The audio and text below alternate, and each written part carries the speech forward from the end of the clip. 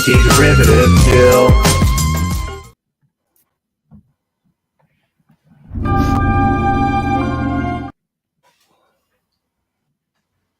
Hey. Hey.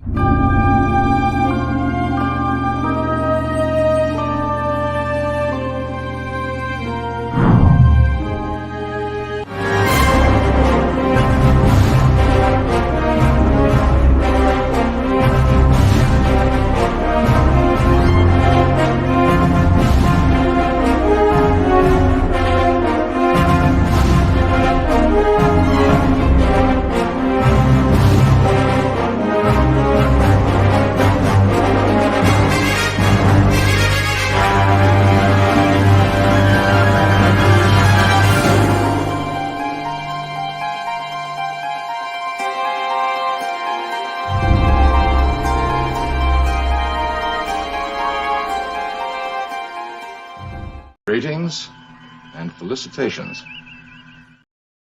Hello, I'm Antiderivative Jill, and this is Indefinite Lunch and Infinite Combinations number 56. And today we're reviewing the next Star Trek Original Series episode in production order, and that's Friday's Child. And today we have Pop Culture Curator and Scotty R37. Thank you guys for being here. Hello. So glad to be here. Thank you, Jill. You're Thank welcome. you. I want And to hello remind to everyone. everybody in the chat. What a wonderful turnout. Oh yeah, no kidding. What a great turnout in the chat. Love it. But I also wanted to remind everyone to make sure you're not only subscribed to Pop Culture Curator and hit the bell, because tonight, what are you reviewing tonight? Or are you having one tonight?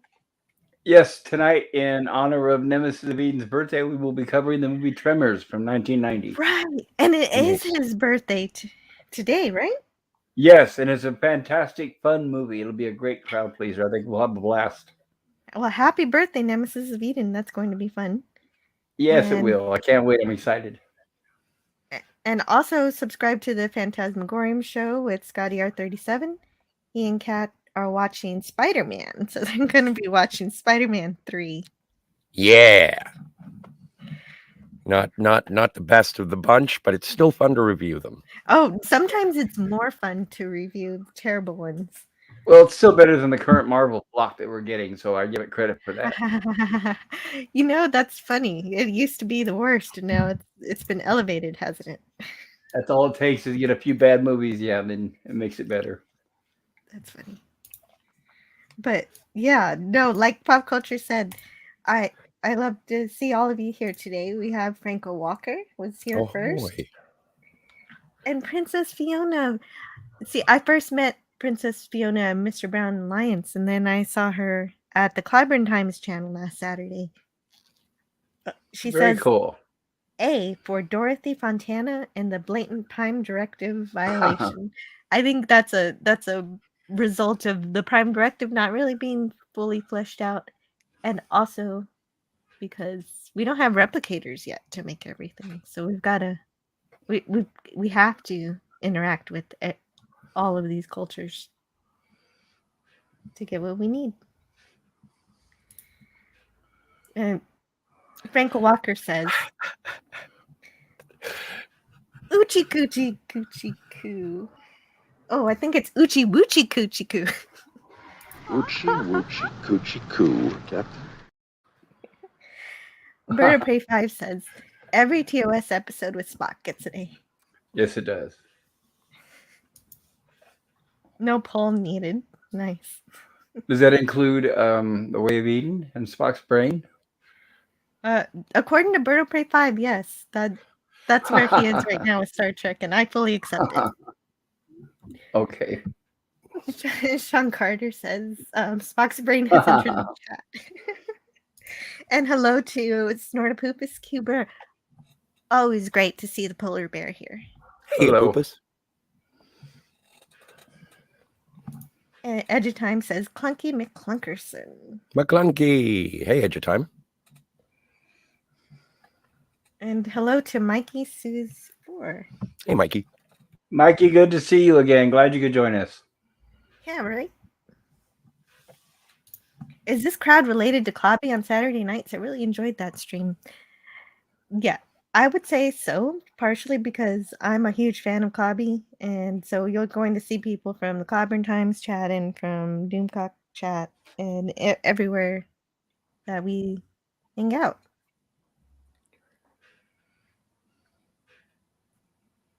And from pop cultures too. Mark Harkness says, "Hello all, a nod to Security Officer Grant, who really did die of an actual act of stupidity.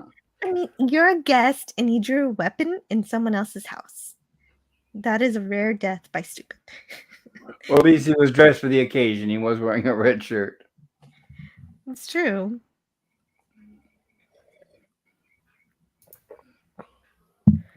Oh, Snortopoopas is going to sleep. Oh, well, hopefully he's woken back up. The stream has started. Seriously, how could anyone think of Enterprise crewmen dying a more avoidable death, says Mark Harkness. I think getting killed by a Klingon is an honorable death. Death by Romulan, not so much, says Mikey. Wow. Okay. And Herc130. Hello, Herc130. Hey, Herc. And Mark says, I'd say Trip's death is more sad and tragically unnecessary, but Grant's was a Darwin Award. Oh, Trip's death in the last episode of Enterprise. Oh my gosh. There's so many things about that episode, but maybe some other time.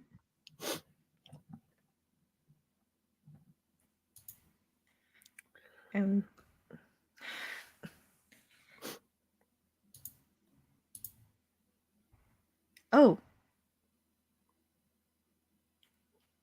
Mark Harkness is mentioning Steve Shive's video about honorable Klingons.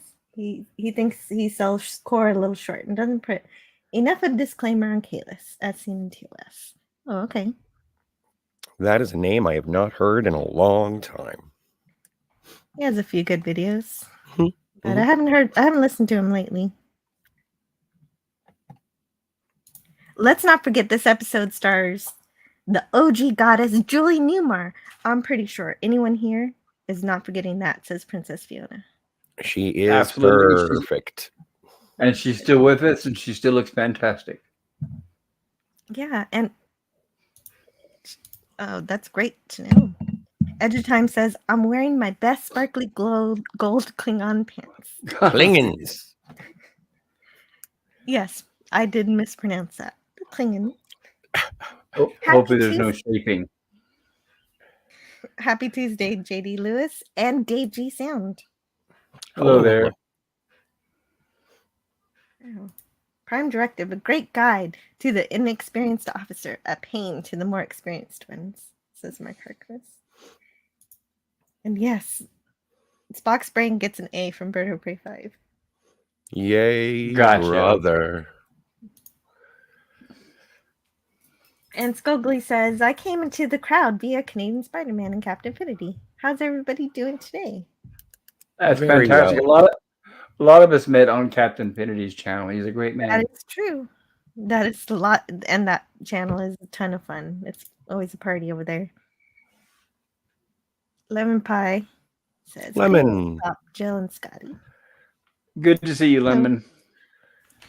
And so, for reference to the production of these episodes, some of the facts that I share today comes from a book called Star Trek 365, the original series by Paula M. Block and Terry J. Erdman. And the idea to use this particular text comes from my friend Raquel Briggs, who you can find on the Clobber Times channel. So make sure to subscribe there and read her science fiction short stories, because we're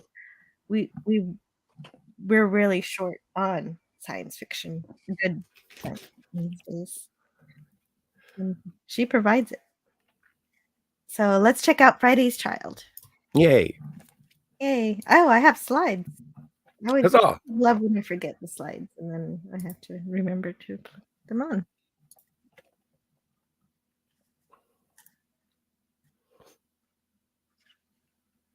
And Skogly agrees that her book is awesome. It really is. Because all of the stories are connected in a universe.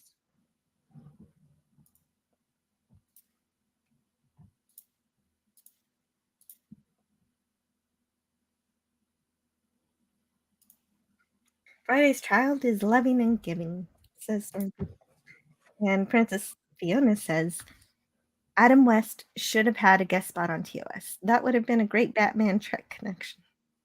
I agree. That would have been cool. Maybe him playing a captain or something. Well, and in the animated movie Batman versus Two-Face, Shatner plays Two-Face. Yep. Oh, I'm trying to figure something out here. And that one also has Julie Newmar in it as well. So it's sort of a reunion. Yeah, it's just too bad Warner Brothers waited so late in Adam West's life to make those movies, but at least we got 2 of them before he passed away. Mm-hmm. Yeah. This episode first aired on December 1st, 1967. It was written by D.C. Fontana with just a little rewrite from Gene Roddenberry at the end. Also, it was directed by Joseph Pedney, who we've seen before directing. And the name of this episode derives from the 1887 Harper's Weekly version of the old children's rhyme, Monday's Child, which includes the line, Friday's child is full of woe. So, Monday's child is fair of face, Tuesday's child is full of grace, Wednesday's child is loving and giving, Thursday's child works hard for a living. Friday's child is full of woe, but the child that is born on the Sabbath day is brave and bonny and good and gay. Harper's Weekly, 1887. So, watching the Klingons develop over time is one of the most interesting things, especially when we get a new alien species who coincidentally behaves a lot like the Klingons will later in the future. And that's a thing that I really notice in this episode, even though the Klingon himself doesn't really exhibit these traits. The Klingon in this episode is more of a standard villain, so seeing this kind of evolution is really fun for me, going through it in this way. Well, the makeup is also different on the Klingon this episode. He doesn't have the mustache and a few other traits from the previous episodes. True. I did notice that as well. The makeup was more toned down. So I think it's kind of fun to get this concept of a tall, strong, honest, honorable, yet violent warrior race from Dorothy Fontana's imagination in the form of these Capellans. Capellans. Even like the Klingons will have a bat'leth, these aliens have their Klingons. So the parallels of some of the funnest things for me. And McCoy spent a lot of time with these people to find out that they didn't care much for healing. If someone was sick, they needed to overcome it themselves. And so Kirk, Spock, and McCoy, and Grant beamed down to the planet. But at the side of the Klingon, as we've already mentioned in the chat, Grant doesn't make a very intelligent move here. He draws his phaser, earning a death blow from the Capellans, even though Kirk did try to make a move to stop him. But that wasn't enough to save him. And so these Capellans are a very violent race. But the Federation needs to reach out to these primitive cultures for certain scarce resources. Well, also, Grant died, but he will be returning in future episodes. Oh, we'll see. I guess McCoy really is a miracle worker. Yes, he is. Let's see. Well, we got a captain's log here. Scotty, could you read me this captain's log? Sure. Captain's log, stardate 3497.2. Planet Capella 4, the rare mineral topaline, vital to the life support systems of planetoid colonies, has been discovered in abundance here. Our mission, to obtain a mining agreement. But we've discovered a Klingon agent has preceded us to the planet, a discovery which has cost the life of one of my crewmen. Yeah, so the Klingon Crass being there helps convince Mob? Is it Mob or Mob? I feel like they pronounce things 7 different ways for each different thing in this episode. Mob. Bob. Yeah, some people say Mob. and some people say Maab. Anyway, Cross the Klingon convinces Mob to sever communications between the Enterprise and the landing party, and so that kind of makes sense because the Capellans want to confiscate weapons, and there's no bigger one than the ship. But also having the Klingons there helped explain how they were announcing themselves as capable of warp travel, because the Klingons already contaminated them. If you're worried about the Prime Directive, the Klingons help to say that it's already been messed with. Well, didn't they also mention that they gave them weapons? Isn't that what the Klingon mentions? Yeah, right? I think so. I think you're right. Also, and I noticed that they don't really they don't call the Klingon by name. He's just called Klingon in this episode. it's true. The only reason I know his name is because it's in the script. Yes. And he starred in the Mod Squad. If anybody are old enough to remember, he was the good guy in the Mod Squad. He later went on to the really good horror movie called The Hidden. There we go. The Hidden.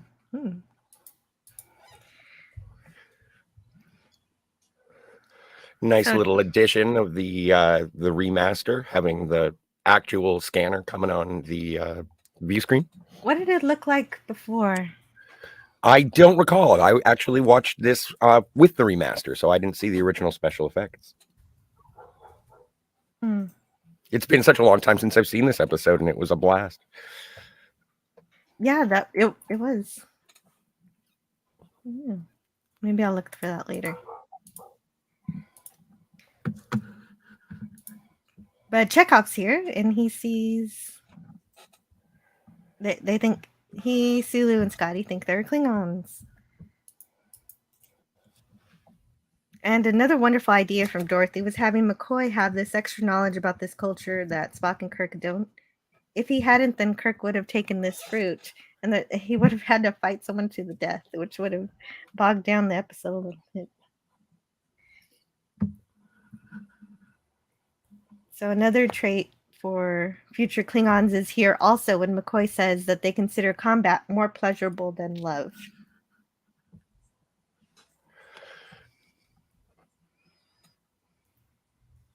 And the leader of the Capellans is called the Tyr. This one is named Dakar, and Aline is carrying his child. There's Aline.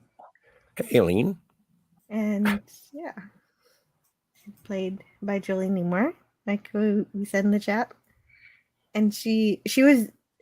It's clear from the script that she's basically chosen for this role, so you can see why she has difficulty accepting the child as her own.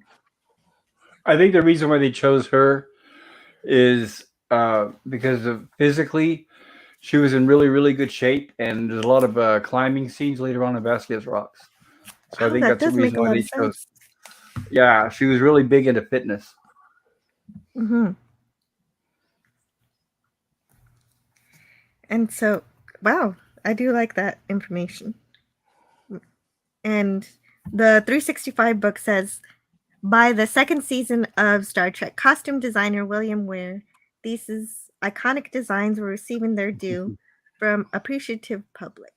Carolyn Palma's pink Grecian gown, beautifully worn by actress Leslie Parrish in Who Mourns for Adonis. Oh, that's the next episode.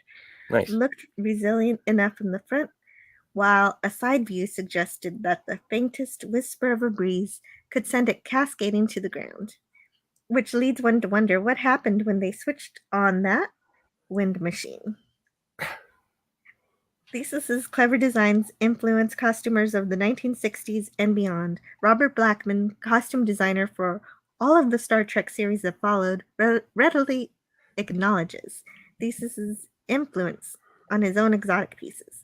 I sort of got away with murder, he says with a smile, revealing parts of the body that people don't usually look at. Thrilled to find a place he could open up that would suggest naughty to viewers, but really, it was just that he had closed up one area and opened up a different one, using cutouts and weird sheer fabrics wrapped in gold cord and marabou.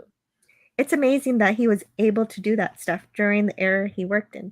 But one thing Thesis these couldn't do during that era was display much Dice. of Dice. But one thing Yeah, Dice they couldn't pronounce do it during dice. that. The H is silent. Sorry. So Dice Tice. Dice The is H is correct. silent. It's Tice. The H is silent. Oh, From what I've heard. Tice. Yes. Tice. Okay, thank you. But one thing Tice couldn't do during that era was display much of statuesque actress Julie Newmar's body when she appeared in Friday's Child. Newmar, who thrilled male viewers with her scantily clad appearances as stupefying Jones in both the stage and screen versions of Lil Abner, played an extremely pregnant woman in Friday's Child. Thanks to Lucille Ball's groundbreaking prepartum appearances in I Love Lucy, Star Trek producers had no problem featuring a pregnant character on the show, but putting Aline in a revealing pregnancy spot would have been too scandalous for NBC's standards and practices.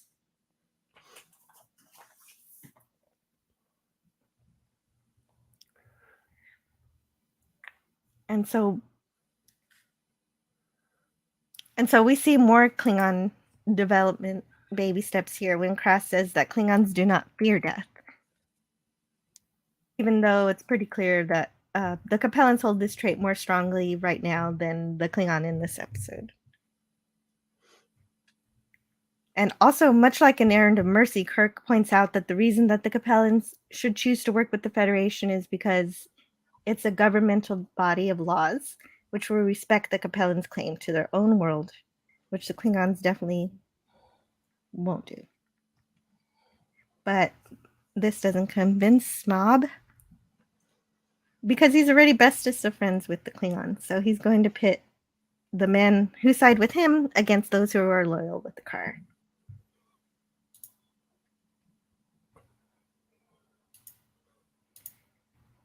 And Mark Harkness says he should have played a Federation commissioner named Gordon. Hmm. Oh, Adam West. That would have been funny.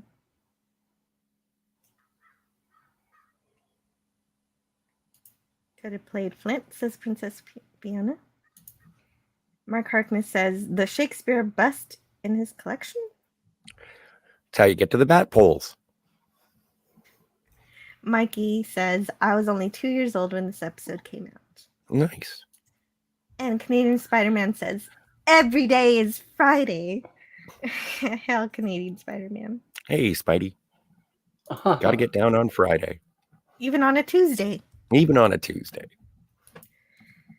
And Lemon Pie says, hello. And Franco Walker says, it would have been great. Adam and Bill, both chewing the scenery. Yeah, that is a really fun idea.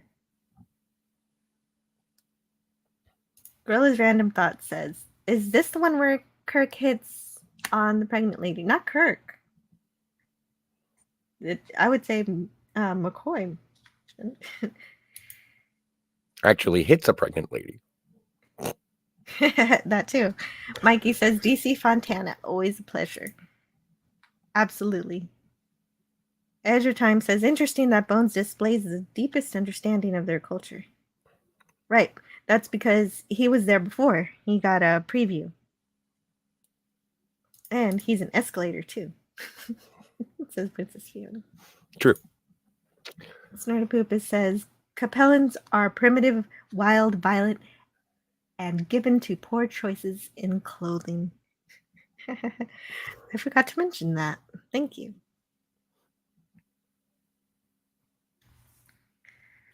Capellans love their glottal stops. Does Klingon interference negate the Prime Directive? That's what I was thinking. Yes. Sean Carter says, I always have thought they use swimming masks. I always have thought they use swimming masks just propped on their heads for the costumes. Well, and apparently they wore like elevator shoes and had high top hats because they're described as being 7 feet tall. So they're supposed to better resemble giants And so they did that with the trickery of the costumes that apparently were left over from old Flash Gordon serials. Oh, neat. From Flash Gordon serials. They had some costumes left over, so that explains their clothing choices. Edge of Time says, I would never say this episode sucks giant dino balls, but it is clunky on several levels. I can understand that. I didn't used to appreciate this episode so much, but it has some good character stuff. Princess Fiona says, it's amazing they didn't kill each other off. It's true, the way that they just get into random fights with each other. It is surprising they stick together. Lemon Pie says yes. Also, McCoy appears in a stunning sequence gown later. Fancy. Mikey says the tears furnishings reminded me of Middle Eastern sheiks. Snortopoopus Cuber says, in another example of Hodgkin's law of parallel planetary development, another world has developed a rock formation resembling the Vasquez Rocks in California. Love those rocks. They're so fun. How can you resist having a planet like that? And planets just form Vasquez Rocks on all sorts of different worlds. Hey, Matt G. Yes, hello, Matt G. Princess Fiona says the Knights of Standards and Practices had way too much power back then. Gorilla says Flash Gordon was way better than Flash Gordon. I'm not going to ask. Oh, I've seen it.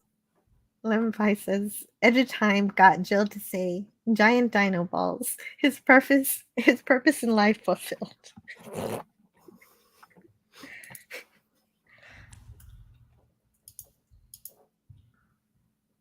So, again, this bridge is commanded by Mr. Scott, and he has a wonderful presence as a temporary commander. And I think he looks really stunning with his second in command, Lieutenant Uhura. Even though we don't see her do too much to command, but she gets many more lines than she usually gets in this episode. Yeah, she does get more screen time, which I was happy to see. I always am happy to see that. Also, so does Chekhov's wig. Yeah, he hasn't grown in his hair yet.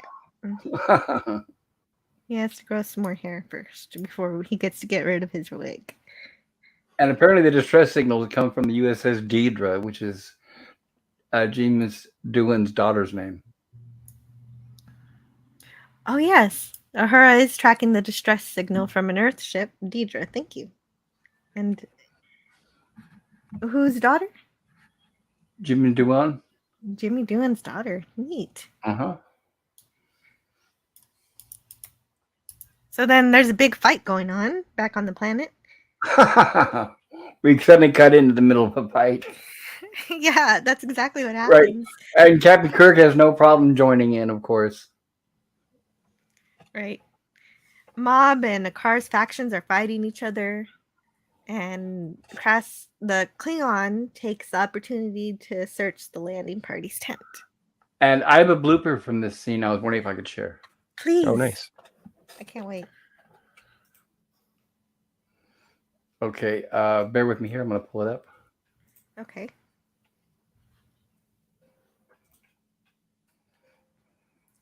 Krass is trying to use deception to get a chance at taking Kirk down, which doesn't work. But then Mob comes in to say that he's Tyr now. Yeah, go ahead. I'll let you know when I got it. Okay. Forgive for not being my horrible timing. That's okay. I can look at the comments too.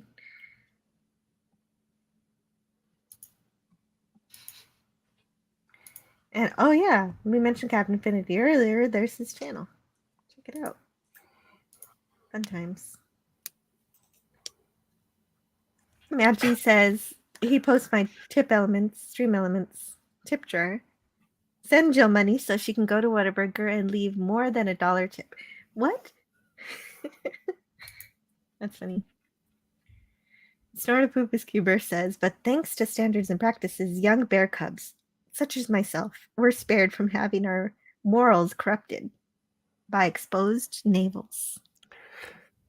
Very true. Can't see them belly buttons. It'll warp young minds. And Princess Fiona says, I know Harlan Ellison has a thing or two to say about Roddenberry's little rewrites. Oh, yeah, that's true. Well, there were way more rewrites for that than this episode, I bet.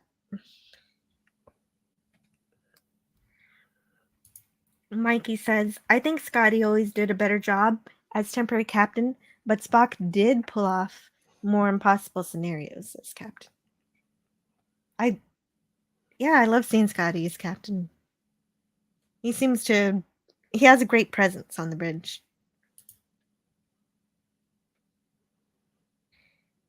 And hello, Canadian Spider-Man. I know he said hello already, but I like seeing all the hellos. Mark Harkness says Kirk's shirt is not torn. Kirk's powers are still limited by the shirt. I see you've managed to get your shirt off again.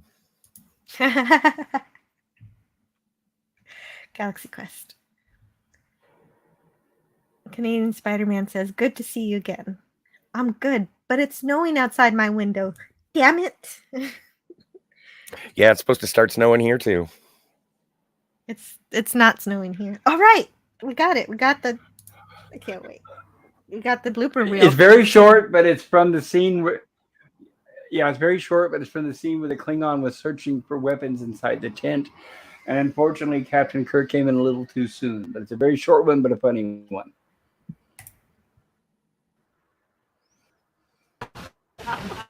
Save it, please. Well, I guess I didn't get the beginning of it. I'm sorry. But the guy was searching, and basically they walked in and said, oh, shit, and turned around and walked out. Oh. Sorry about that. No, that's okay. It's still kind of funny just seeing what happened. I can imagine. Well, you know, I wonder why it cut it off like that. It doesn't make sense. I'm gonna. I guess. Can I try to play it one more time? Sure. Absolutely. I'll make it As fast. an I don't know why it actor, cut it off like that because I did check it and it is rewound back to the beginning. Okay. Let's see. Maybe it's the delay in the streaming. Maybe. Oh, shit. Save it, please. I'm gonna And play that's again. it. Okay. Oh, shit. Save it, please. That's awesome. Thank Comedy you. by repetition. That works. You're welcome. Snorapoopa says Shatner's favorite word, it seems. He wasn't called the Shat for nothing.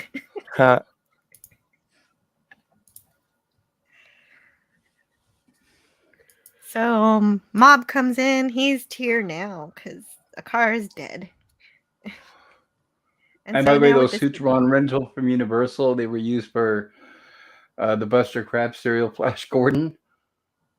So they were kind of old at the time, but they still look pretty good. I guess they have platform shoes and high hats to try to give them more of the appearance of being very tall. Yes, this alien species is supposed to be very tall. And so now with this new leadership, he's become more contemplative about his alliance with the Klingons and wants to see what the Earthmen can do. Since he saw Kirk stand up to the Klingon and saw fear in the Klingon's eyes. And so Uhura announces that the distress signal is from the SS Deirdre, which we know now is Jimmy Doohan's daughter's name. Yeah, I spoke too soon. Sorry. But that's okay. No, that's totally fine. Out of order, I don't really mind. And so of course, with this news, Scotty is trying to contact the captain on the planet, but he can't get a response.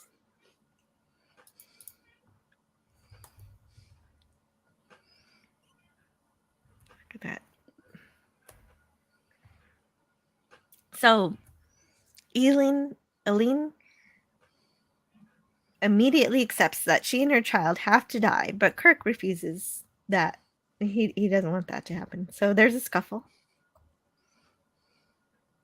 that saves Eileen from death, but imprisons.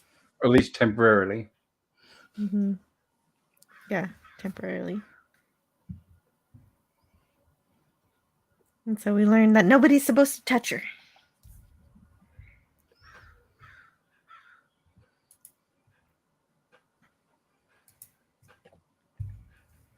And that's a nice close-up. That is. Vavoom. And they hear a distress call. Commanding, we are under heavy attack by Klingon vessels. 2 convoy ships are already damaged. We must have help. Enterprise acknowledge. Please acknowledge. And we've got a captain's log from Scotty.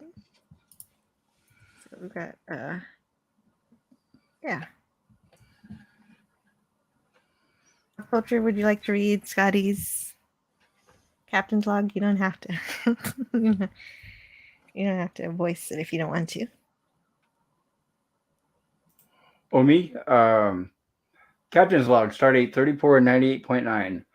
Lieutenant Commander Scotton, temporary command. We were forced to leave Capella to aid a Federation vessel under attack by a Klingon vessel. We were unable to contact our landing party before we were forced to answer the distress signal. Our inability to reach the landing party is strange, and I am concerned. Mm-hmm.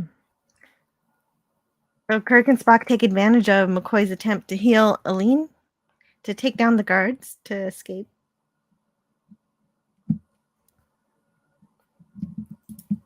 And so, I missed this one from earlier. What the Klingon has said is unimportant. And that is McCoy calling the Klingon a liar. In their culture. Now, if I remember right, Spock did not use the Vulcan nerve pinch at all in this episode, right? It chose hand-to-hand combat instead. I feel like I saw a neck pinch here and there, but yeah, I did see a lot of normal fighting from Spock this episode. What do you think? Is that what you saw too?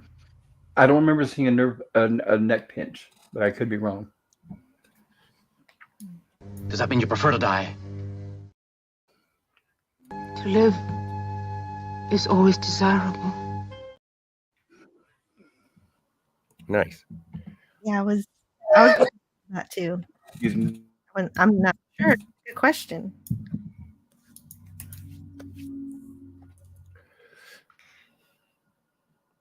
Oh, and Klingon wants his weapons. You get him later. I like staring at it right now. No, I didn't have anything for that. The Enterprise is looking, but can't find the freighter.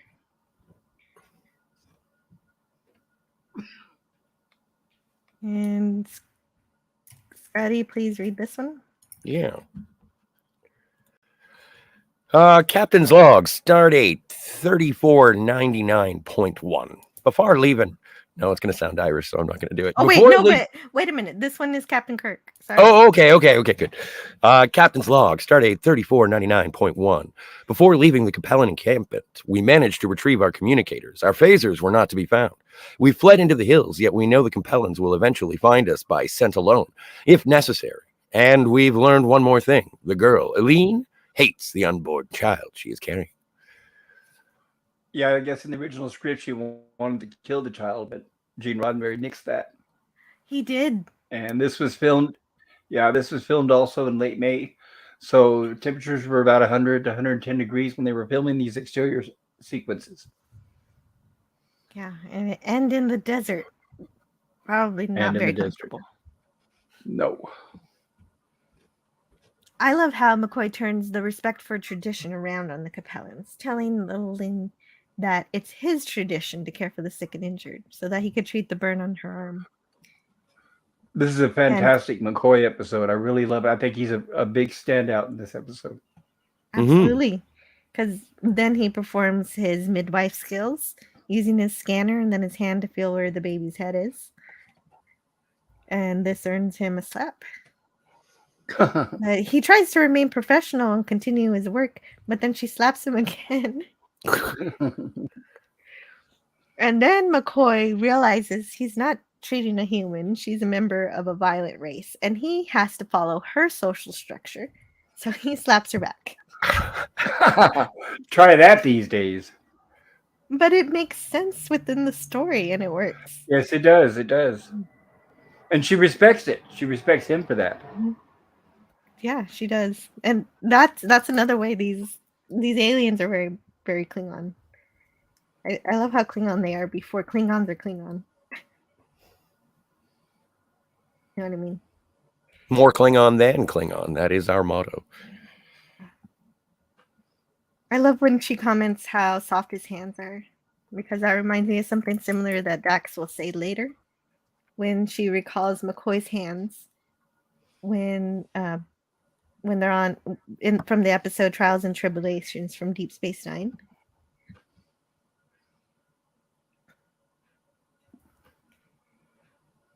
Oh, I didn't get a screenshot of it, but when she is holding his hands, there's a moment where Spock is looking, and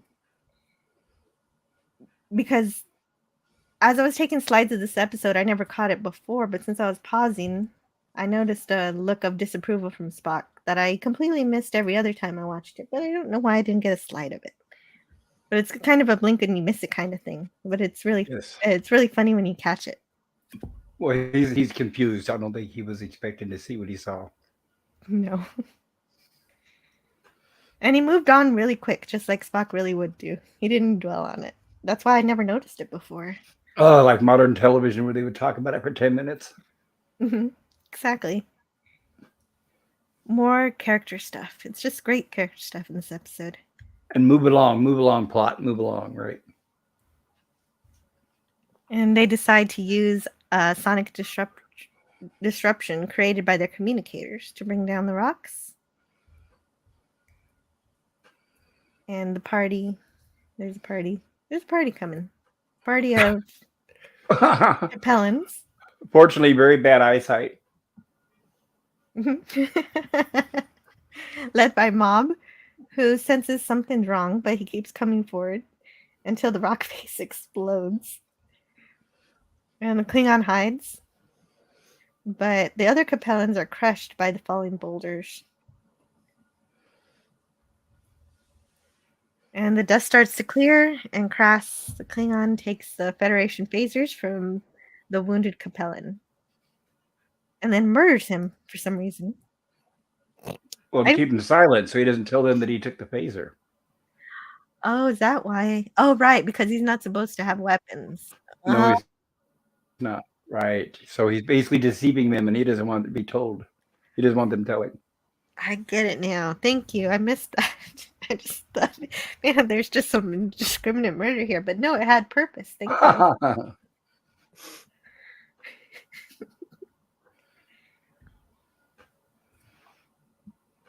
So everyone else moves on. Apparently, Julie Newmar and William Shatner did not get along well on this episode. Oh, really? I didn't know that. We get a lot of coverage of Vasquez Rocks. I love it. Yeah, and they find a cave for Eileen to give birth. Which is... Look, I'm a doctor, not an escalator. Spock, give me a hand. Beautiful. She'll have none of it. Nobody touches her but McCoy. McCoy. I forgot to say McCoy like that. That's how she says it. Where am I in the chat? Oh, do I have a star? Oh. No, I don't have a star. But Comic Relief Crusader says, young. Oh, no. Oh, I don't know. Mikey says, snow. Same here. Canadian Superman.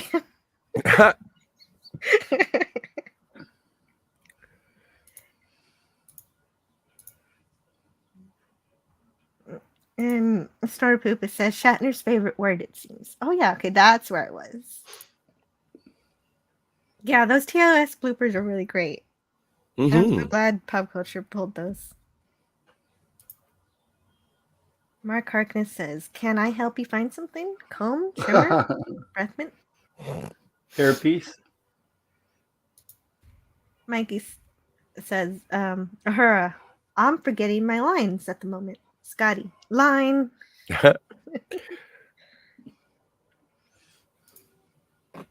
Oh, Snortopoopa says, Ahura, look, I have one job on this lousy ship. It's stupid, but I'm going to do it, okay? That's right. No, her job's great, but but that's funny. More Galaxy Quest. I love it. Mark Harkness says, Scotty, a freighter we can't verify is under attack.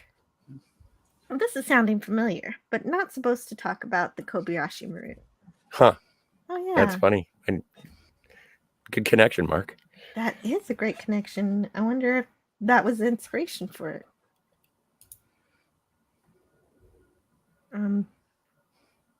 Canadian Spider-Man says, if she slaps, then she can get slapped. Fair enough. Equality. Man.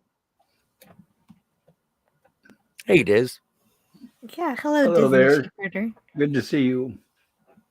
Thanks for stopping by. Snorpoopa says, I wonder how she would have fared against Worf as a midwife. Oh man, that would have been hilarious. He went through the technical manuals of it, but in the simulation. So he actually did a great job delivering Keiko's baby, Molly, in the Next Generation episode, Disaster. I am pushing.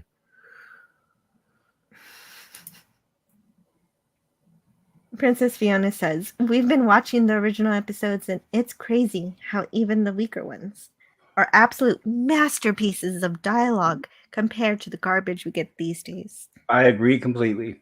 You're not kidding. Some of these episodes that I used to think were boring, now they stand out as absolute. They're just so fun. Yes, they stand the test of time, and they always will, much more than the current stuff. The current stuff will be forgotten. Mm-hmm. Franco Walker says Spock is very judgmental in this episode. Yeah, he is. Hopefully see you tonight to the Comic Relief Crusader. Oh yeah, titillating Tuesdays with the Comic Relief Crusader. Oh, and the Comic Relief Crusader was on Cardinal Sin's channel on Sunday. And he carried that stream all the way through almost all of Monday, which was absolutely insane that he did that. Mhm. It was so cool. Zarapoopis says, that Worf says, congratulations. You are now fully dilated to 10 centimeters. You may now give birth. And then there's a slap. Now is not the time for foreplay.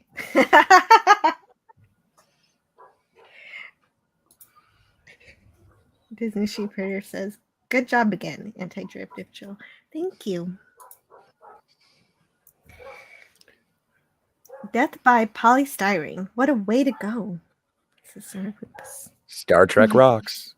Mm-hmm.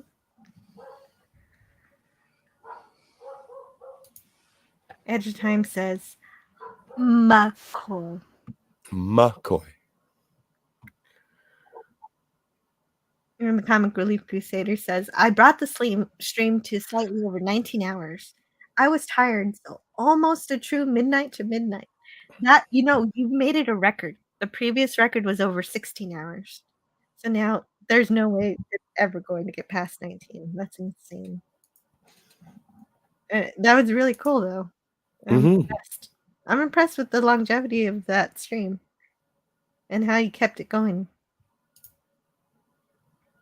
I would have given up an hour after Cardinal Sin fell asleep. Or 2.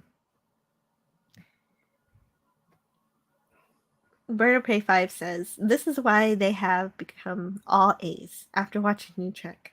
Yeah, definitely. I have to put that aside so I can judge real Star Trek by its own standards instead of the New Trek. Otherwise, you're right. Everything is an A. I agree with Birdo Prey. Mm-hmm. Princess Fiona says the current stuff doesn't even stand the test of now. Right. Bird 5 says, even Spock's brain and way to Eden. Even alternative factor? Come on, alternative factor is pretty bad. That is. You gotta at least give that a B, no? Mikey says, see if you spot a cameraman in this scene. Oh. Ooh. I'm gonna have to go back and check it out again, Mikey. Yeah, no, I'm sure. I always miss that kind of stuff. That's the kind of thing that pop culture would notice. Yeah, I completely will always miss. Because I'm always. I didn't notice. Mike, if you could remind us which scene. I think this scene, because it's a recent comment. Oh, gotcha.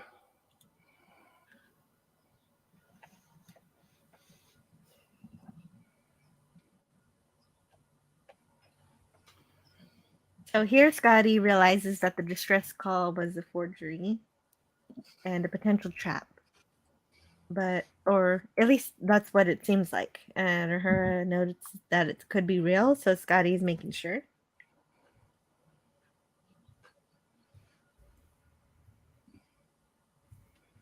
And oh yeah, that's how they know that it's probably a trap, because they listen to it again. How could they specifically specify the Enterprise? Makes sense.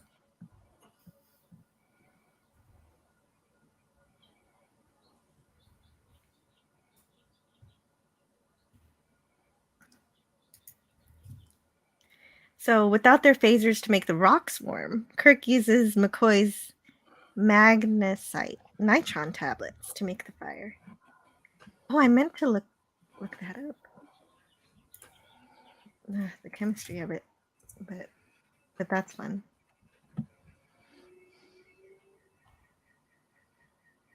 Mm-hmm. So without their phasers, yeah, so that's what happens. Kirk puts the tablet on the rock and hits it with the knife, and it bursts into flames. Let's see where it is. There it is. And the whole clave is illuminated. Aline is in pain. So I always love how very quickly women in TV shows go from contractions straight into a transition, because of course we only have a few minutes to give birth. Right. Move it along, people. Yeah.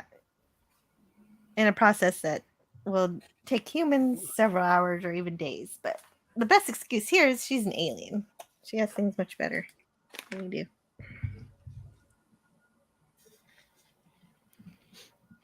And Kirk says, how did you arrange to touch her bones? Give her a happy pill?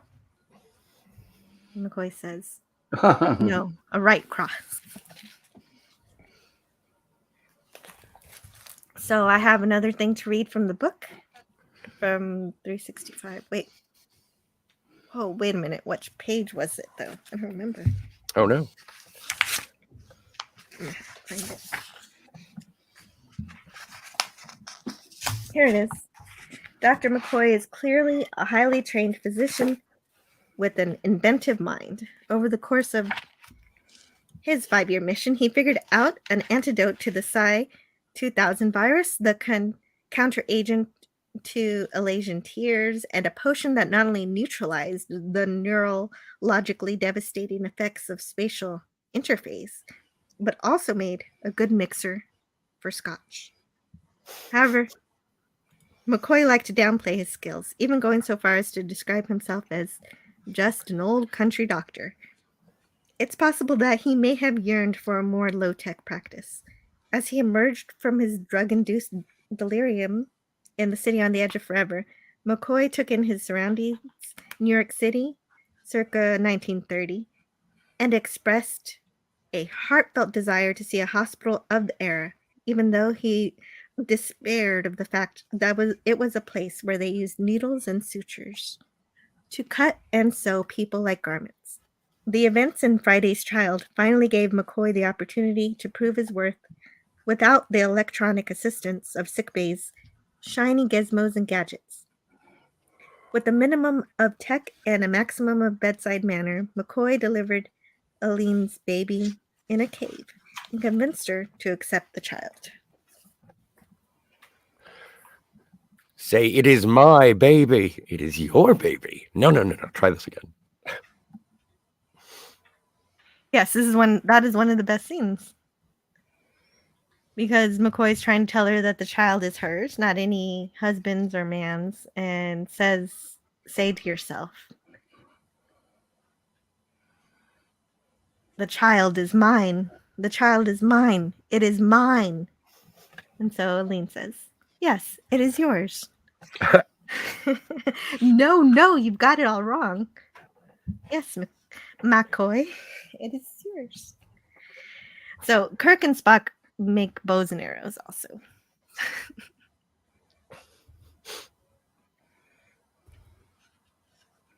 There we go.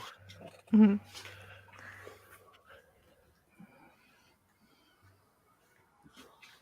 Just hanging out outside the cave doing some arts and crafts. Mm-hmm. Having determined, all right, so, yeah, right. So this is the kind of projectile that the Capellans didn't know about, so they're teaching them about bows and arrows here.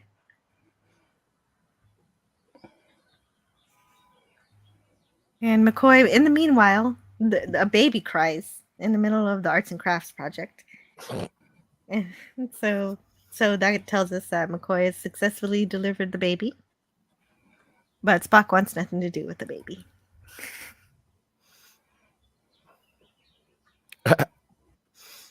I've had that happen before where I wanted to let somebody hold my baby and they're like, no.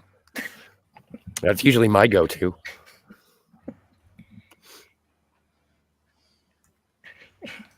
Having determined that the distress call was false, Scotty heads back to Capella.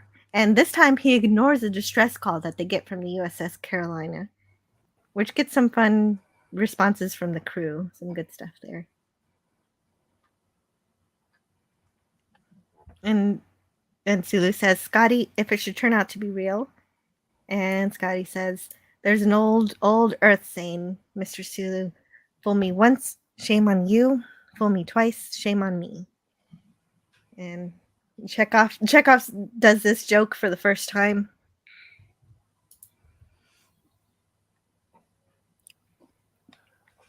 I know the saying. It was invented in Russia. But he smiles, so he knows he's joking.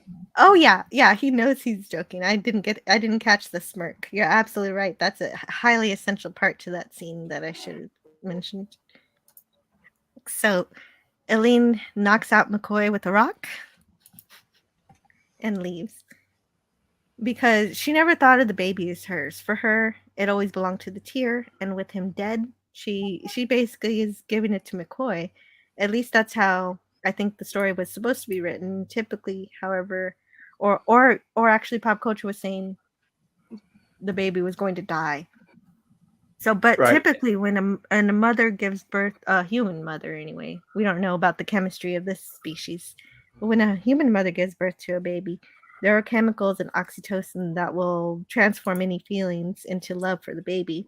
But if she's going to knock out McCoy and leave the baby there, it's pretty clear from that there are some mixed intentions in this episode, and it turns out it was true. So I want to share this from Dorothy Fontana. Let me see if I can share it.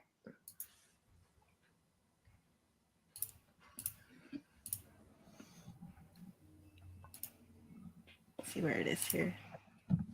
Right here.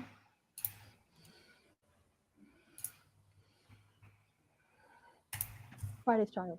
That was an adventure. I really wanted a very strong woman. Can you hear that? Yes, we can hear it. Okay, great. And we got Julie Newmar, who was great. It was really fast, though.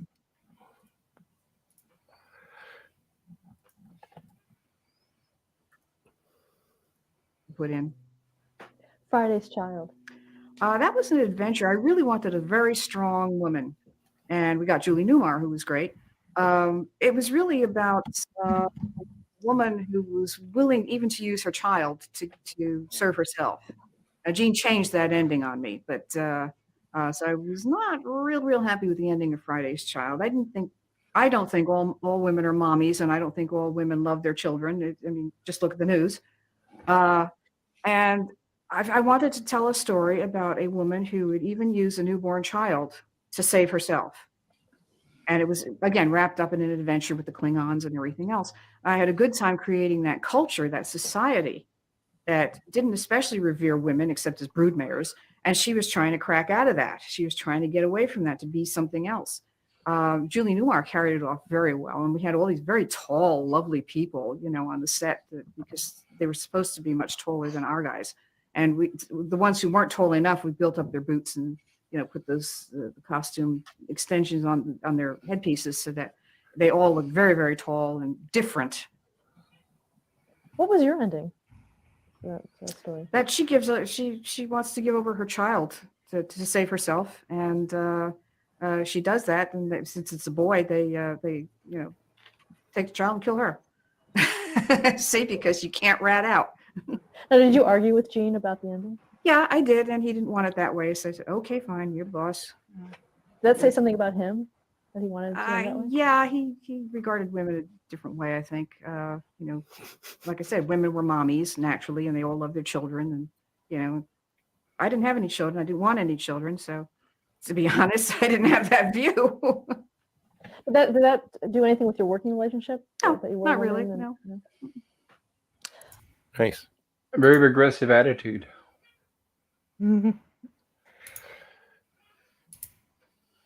Gene does have a different perspective on the ladies, yeah. He does. Well, and I'm not sure if the censors would have been able to handle that sort of ending. Right. That is progressivism beyond the times of when she was writing. That's true.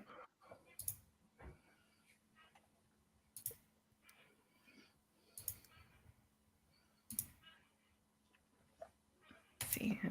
There we go. But it's always great to hear from Dorothy. Yes. So, I saw that interview and I was like, I have to share that. She speaks for herself. I can't even add anything to it. She's great. So there you have it. That's why the ending seems. So she never had children. I guess not. Except for all the children she's inspired. Yes. And that's the same way for DeForest Kelly. He didn't have children either, so everybody he's inspired, he considered his children. So that's why the ending seems a little disconnected from that hit on the head. But there's also some good stuff too from the 365 book. Let's see, page 165? I'm mixed up on my book today. Oh yeah, the inspiration for the arsenal of weaponry in Friday's Child is derived from Earth's eastern to western hemispheres, from the distant past to the distant future. As the episode begins, McCoy tells his compatriots about the Capellan's Kligot, a three-sided balanced weapon that is similar to the Japanese Hira Shuriken.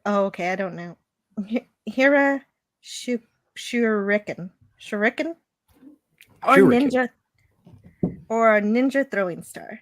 The Capellans also possessed several types of swords that are reminiscent of medieval European blades. As Kirk and Spock prepare to defend themselves, they make bows and arrows similar to Native American hunting weapons. Along with these primitive weapons, the Starfleet and Klingon officers carry 23rd century hand phasers. And back on the Enterprise, Scotty has his ship-sized phaser banks at the ready. But leave it to a woman to find a more efficient means of dispatch, surrounded by all these man-made weapons of high and low tech. When Aline needs to escape from McCoy, she simply hits him with the rock.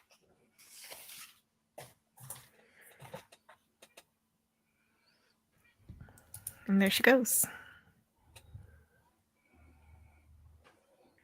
And on top of the rock, Kirk and Spock are keeping a lookout for the Capellans, and McCoy wakes up.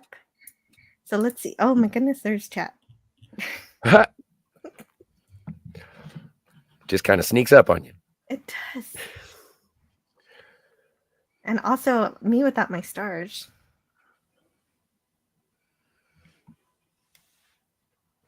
So I have to find where I was. You know where I was? I'm Where's that? looking.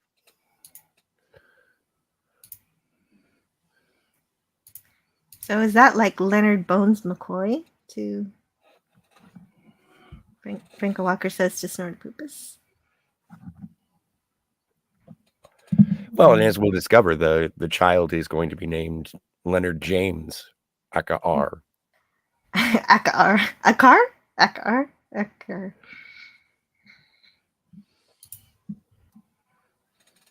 Mm-hmm.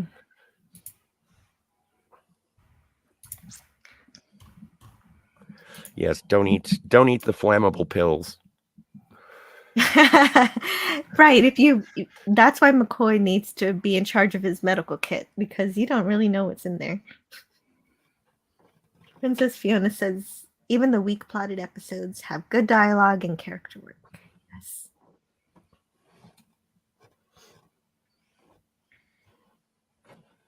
Oh. And yeah, I guess if you are, while I am no fan of the alternative factor, if you are comparing to the filth, then yes, I would take the alternative factor first. Oh, me too. I'd watch the alternative factor 5 times before Mikey Spock. Oh man. Hasn't that show been canceled yet? Yes. Yeah, but unfortunately, Pop Culture Curator, they're still going to air one more season. Oh. Sorry to report the terrible. It's okay. I don't shoot. I promise I won't shoot the messenger. Thank you. Mark Harkness says, behold, how adults in a chain of command talk to each other. Yes. That's right. Yes, they might contradict each other, but they never fight. Well, and they speak like adults. They don't speak with common colloquial slang or act like children. These are adults doing jobs. Yes, and the conflict you have is always intellectual. They don't cry on the bridge. They don't sass people in command. They don't roll their eyes. But they can still have humor at the same time. It's great. Snorter Poopus says, I figured it was a shadow, but the image is too small. More my squinty bear peepers. Just happened to have a supply of slightly explosive flaming tablets in his medical bag. For emergencies. Yeah. Well, it was helpful this time. Usually you just need a phaser for that purpose. Princess Fiona says, you have to pop out those warrior babies really quick so you can get back to fighting. Oh, that's a good point. Snore Poopa says that Kirk says, why are you carrying these tablets, McCoy? No, for treating hemorrhoids. You're too funny, Sterling. Princess Fiona says, but he is always complaining about doctoring and primitive conditions. Yeah, but in this case, he's a really great midwife. Mark Harkness says, the doctor gave me a pill and I grew a new kidney. Hooray. Star Trek 4. Princess Fiona says, they never have any rats and bats in their caves. Every time I've been in a cave, there were rats. Oh, true. Oh. That makes sense. Maybe rats are indigenous to Earth. I mean, little warrior rats. Primitive skills never go out of style. Says Princess Fiona. And Mikey says, that Spock says, you two gentlemen will be full of yourselves for a month. I didn't get that line. Thank you for including it. It's later on, yeah. Snarty says, those arrows are going to have the aerodynamic characteristics of a thrown tree branch. Yeah. I did wonder about that. It's just they just look like sticks. Insufferably pleased. They never mentioned the second distress call again. That's a good point. They didn't call back to it, but that's because they ended the episode with humor instead. And I guess maybe after all that they went to go check. Yeah, possibly because he Hopefully. ignored it to go save the landing party. So I'm Mhm. imagining maybe after they picked up the landing party, they headed back towards the distress signal, possibly. Yeah, possibly. Just like in Star Trek 2, they never showed them save the crew from the Reliant from City Alpha Mhm. 5, but we're assuming they did after the movie was over. Yes, you hope so anyway. They don't just leave them there. Right? You hope so, right? Princess Fiona says, watch New Trek once, shame on them. Keep watching, shame on me. Yes, I agree. Yeah, no kidding. Snorpoopa says, great fee for delivering a baby. A concussion.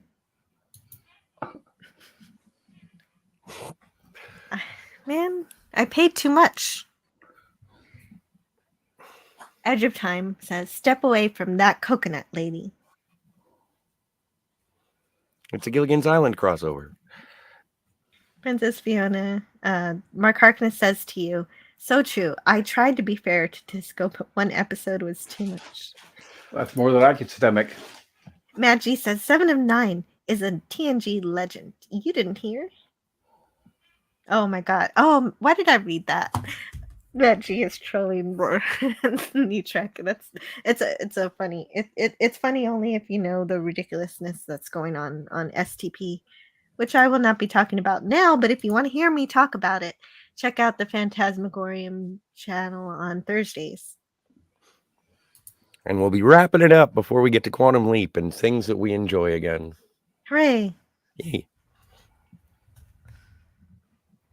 Princess Fiona says your brain literally starts to hurt because the character's actions make no sense. And the Comic Relief Crusader says, was it a record? Wow, I am a trooper. You are. It was a record. You did it. Mark Harkness says, I was screaming inside. Yeah, I'm so sorry. Oh, Princess Fiona says, it was more his attitudes toward the network than the women, I think. He knew what he could get away with and what he could not. He was way ahead of his time regardless. I agree. That is a good point. Yeah, I agree with that.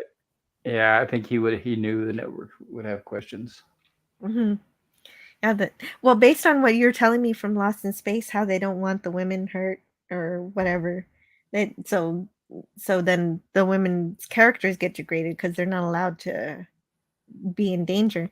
I guess that's also what's happening here. Yeah, different network, the same sensors, pretty much. And hey, Tony's here. Hi, Tony. Ahoy. Hello, Tony. And Princess Fiona says he wasn't perfect. No one is, but damn, who gave more people a more of a voice than him at the time?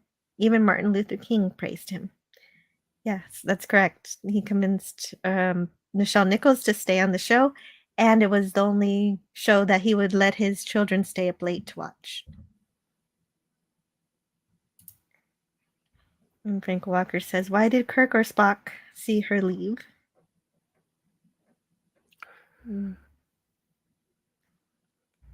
I think Franco's mentioning that after she hit McCoy with the rock, she was able to slip past McCoy, Kirk and Spock to make it back to the other people, and Kirk and Spock did not see her escape.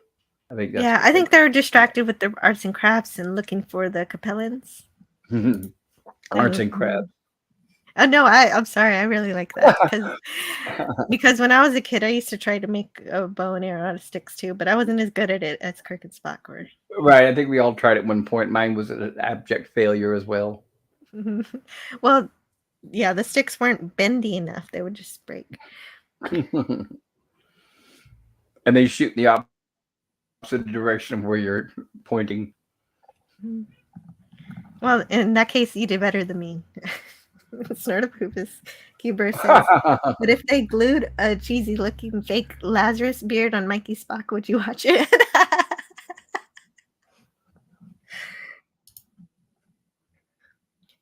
Franco Walker says, yeah, and Gene and the writers tackled some very touchy subjects at the time and did it perfectly. Yeah, I agree. But I think there was a message here that Dorothy wanted to tell that didn't quite make it. So I'm glad that we got to see her talk about it. Edger Time says there's an Amazon freebie commercial for that. Sorry. Gorilla has this disclaimer: always shoot the messenger. Hey, Yes. I don't like that. Don't do that.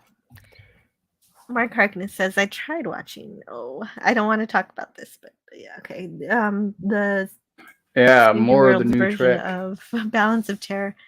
Styles had more respect than that forgettable regular sitting in his chair, and he was written as being out of bounds. Yes, agreed. That Rat Actors Guild must have been pretty tough to work with, says Princess Fiona. Darn unions. Yeah, I was just going to say there was a rat strike. Cronus says, I'm late? Hey, Cronus. Hey, Kronos. Mikey says, it's okay, Cronus. Here's some leftover popcorn. Aw. Cronus is never late. He arrives precisely when he means to. And Cronus says, wait, is this Star Trek or a Lord of the Rings show? There is a lot of walking, yes. Yeah, a lot of walking through Vasquez Rocks, but also a reference to the Gandalf quote here. A wizard Yeah, arrives precisely when he means. if any of you are ever in the area of Los Angeles, I highly recommend you visit Vasquez Rocks. It's as beautiful as it looks on here. Oh, man. And here you're only seeing a fraction of it. They even have an official tour as, I think, for Star Trek, but I don't really... I don't know if that was something that was always going on or if it was just a special thing that was happening during the Star Trek convention, but I completely missed out on it. They had a group go by bus to Vasquez Rocks from the convention and they came back, but I should have done that. Why? I didn't fit it into my schedule. I think I found out about it too late. It was too late for me. You missed the bus. I did. Canadian Spider-Man says, is Cardinal Sin still streaming? Sorry. Is Cardinal Sin still streaming? That was fun with all of you. We should do more streaming together, folks. Yes. It's always an event when it's midnight to midnight. That is an ultimate kind of YouTube stream for me. And Tony says, hail Canadian Spider-Man. It's going to be super cold for almost everywhere, so be safe.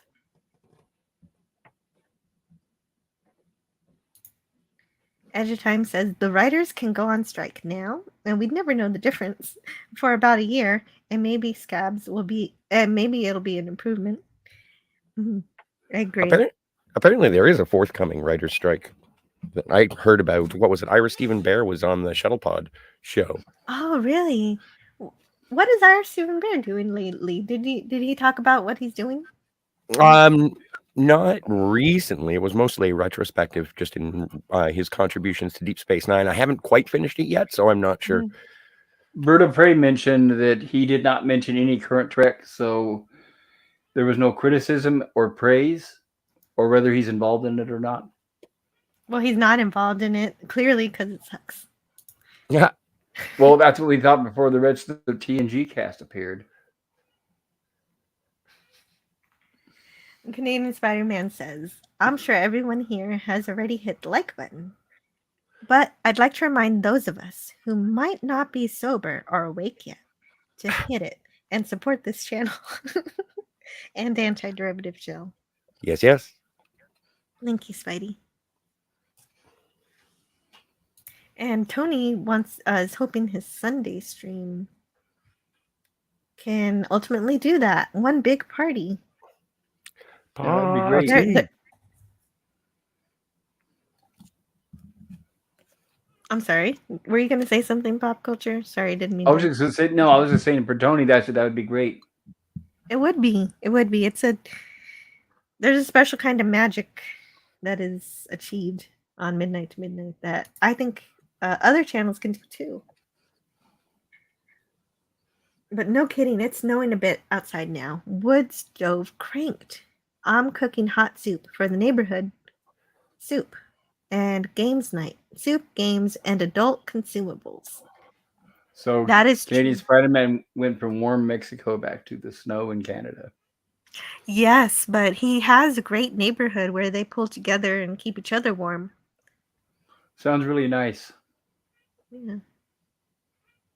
It really does sound pretty good. I want some soup. Tony says, I'll tweet you the link. This Sunday will be a long haul stream. I'm almost to 200. Oh man, that would be so cool if it turns into a 200 subscriber stream. Yeah. I'm closing in on 400 myself. Spidey says, it's going well. Lots of welcome back neighborhood parties. That's why I miss Friday Night Frolics. And lots of bonfires and wood stove burnings. Looking for a job and enjoying YouTube. That sounds great. Best of luck. Discriminatory casting practices. Hollywood is anti-rat. Well, there's a conspiracy of not hiring rats for these caves. And Canadian Spider-Man says, just keep entertaining the crowds and it'll happen, Tony. Oops. Mikey says Paramount Pictures used to give tours of Vasquez Rocks, but not sure if they do anymore. That must be the tour that I was talking about in 2016.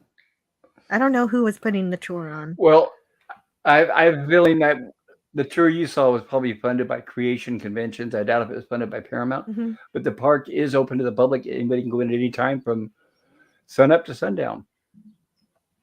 Cool.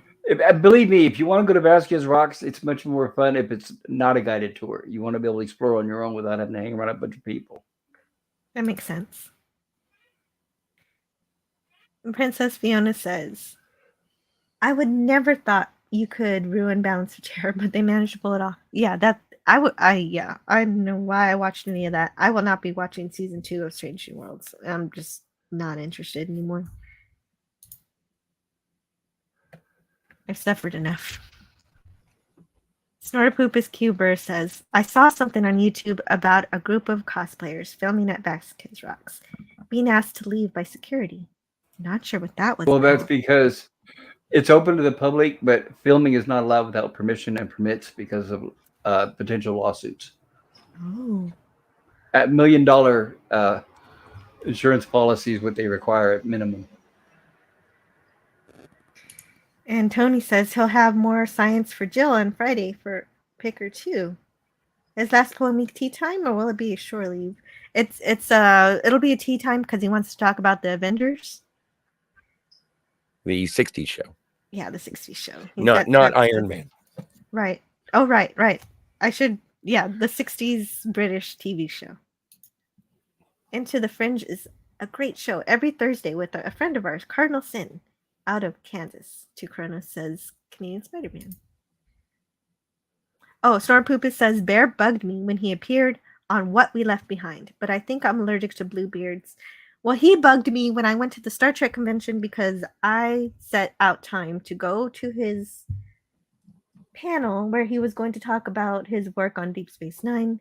And then he was just like, I don't really want to do this. I'm just going to buy everybody coffee and tea. And he did. And then he spent the rest of the time talking to like 5 people who could crowd around him anyway. So he was talking anyway. What a jerk. Use the freaking But he collected that microphone. paycheck. Yeah. What a jerk. But he collected that paycheck. Well, yeah. Apparently. How I guess he disrespectful. also, it kind of, I kind of was.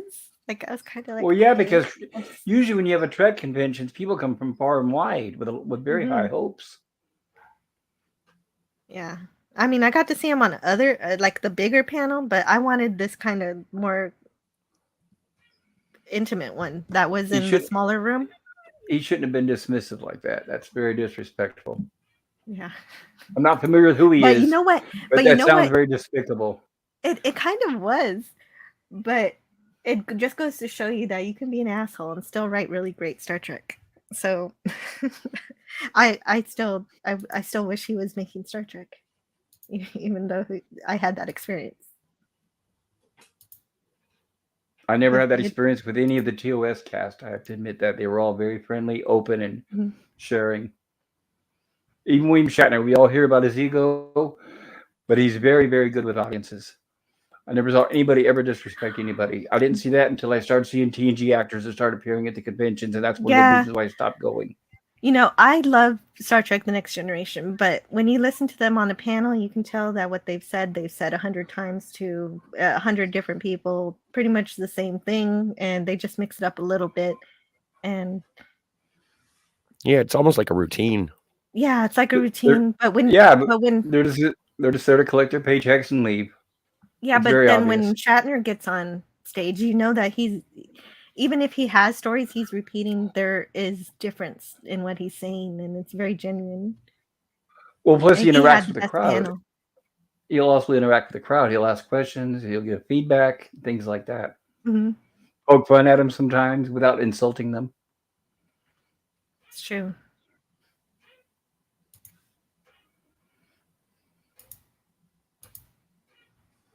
Princess Fiona says, I remember my dad making off-color comments about Emma Peel at the dinner table, and my mom shooting him dirty looks. Yeah, she had quite the sex appeal. That's why her character's name is Emma Peel, because they wanted somebody with male appeal. Scotty, could you read this for me? Sure. Explain. And explain? Yeah, if you can.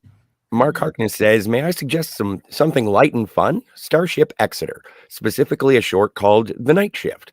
Why don't you go on the landing party? Do you see the color of this shirt? No thanks. I haven't seen Starship Exeter. Oh, okay. Me neither. I was hoping. I don't know what that is. What is Starship Exeter? I'm gonna look it up. Sounds like fan films on YouTube. A Star Trek fan film. Yeah, okay. So I haven't heard of that one yet. Okay, cool. Thank you, Mark Harkness. I mostly know about continues. Cardinal sin is when St. Louis loses the World Series. And Snora Poopus Cuber says, all I noticed at one appearance was some of the other cast members rolled their eyes when Sirtis kept talking.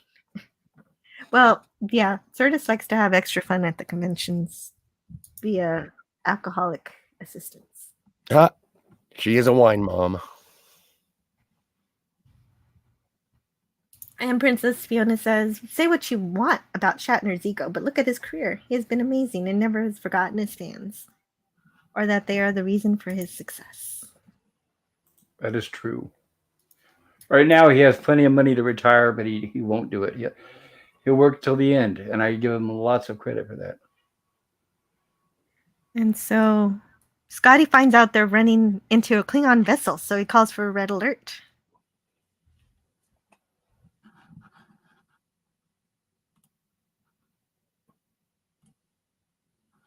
Thanks, Scotty. Which Scotty, me or him? You. Okay. You got rid of the chat. Did you start it too? Yes, I did. Nice.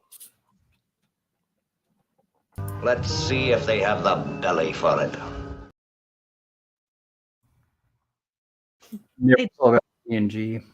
I miss Scotty. Me too. So Aline does try to get away. Okay, so there we go.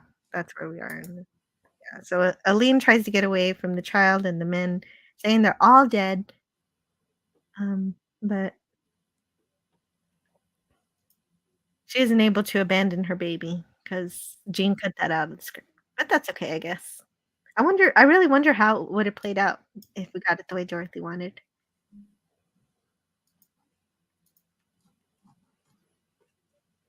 Kirk shoots Crass in the knee. Okay, so where's that? Oh, there it There is. it is. Hooray. I got it. It's funny because it ends up when nobody likes Cress. Yeah, nobody He's likes. stuck in the middle. Well, he's kind of just by himself. Usually, a Klingon has some cohorts He with is. him. Yeah, you'd think, right? And Spock shoots the person who threw that. I don't know. The Kliggit? The Kliggit. Yes, thank you. And we get more people there you falling off the rocks. Mm-hmm. Elaine tries to make a run for the Klingon's phaser, but he picks it up first and uses it to blast where Spock is hiding.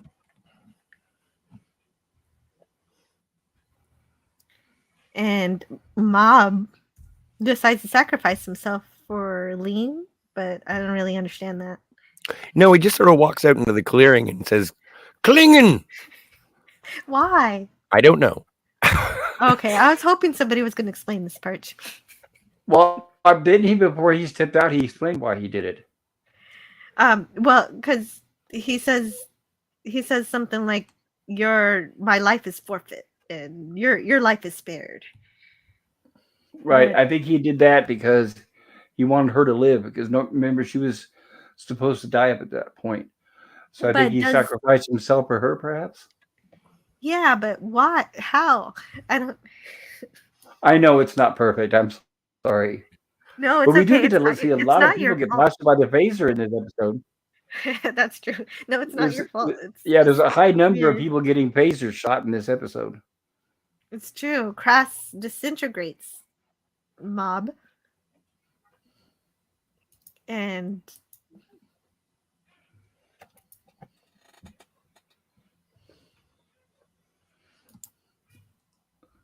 nobody asked her why she lied. Because remember, she did say she killed the humans. Yeah, that's a good point, because lying is a really huge offense in this culture, and they kind of just let it go. And they're still taking her orders. Yes. Would have made sense the way Dorothy wrote it, with having her abandon her baby and get killed for, lying and everything. It would have, because she was trying to run away from her responsibilities. So, yeah, I think it was a mistake to rewrite it, but I understand why Gene did it for the censors. Well, it's interesting. I'm sure when him and Fontana had the discussion, I'm sure he had to mention that, hey, the censors would not allow this. But it's interesting how she personally blamed him. She didn't bring up the censors at all. Yeah, no, the censors make a lot more sense to me. It's kind of funny. It looks like Crass has a lightsaber. Oh, yeah, it kind of does. I didn't notice that. Oh, there it is.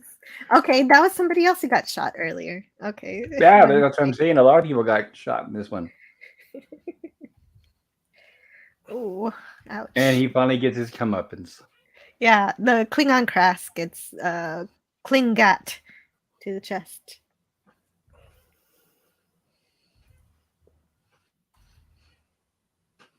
And then the cavalry appears, and here's the baby. McCoy arrives with the baby, and Aline goes to him. She's allowed to have her baby and allowed to get away with all the stuff she did. And McCoy says, "Oochie boochie coochie coo."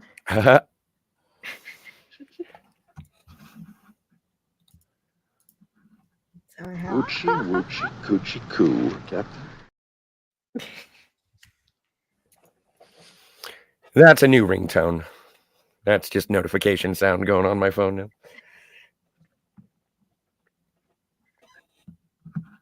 I guess they don't have baby talk on Vulcan. No, but he does tell them to check linguistics. Like it'll be listed in there. No, that makes sense, because they repress their emotions, and baby talk is a very emotional thing. And I also adopted a practice of it, not really doing too much baby talk. I mostly talk to my babies as if they could understand me in normal speech. Good. Yeah, for the most part. But every once in a while you do fall into the baby talk, and it's just the emotional aspect of it, having the kid. Well, and it's hard to avoid when the child is talking like that. Right. Because you're communicating with them on their level, and so that makes sense. And Chekhov did not look happy in that last shot, like he had to go back to his station. Oh. Oh, he was having more fun at the beast. Right. Yes, he was. He was actually getting some airtime in there. So, but yeah, now he's back at his station and not very happy. He doesn't get to be science officer. Shoot. Nope. Okay. Notice Sulu's not in that scene. Oh, yeah. We find out Aline ended up naming her baby Leonard James Carr after Kirk and McCoy. And Spock says, I think you're both going to be insufferably pleased with yourselves for at least a month, sir. Which is kind of funny, I guess.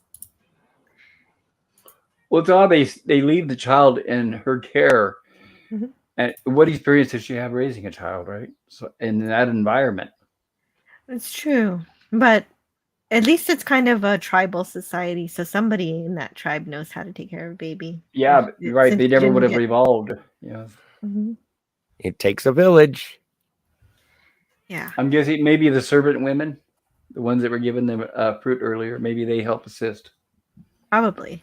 That's what I would think, especially since she doesn't, but I think, according to Dorothy Fontana, Jean wants us to believe that she somehow found it within herself to be a mommy to the baby.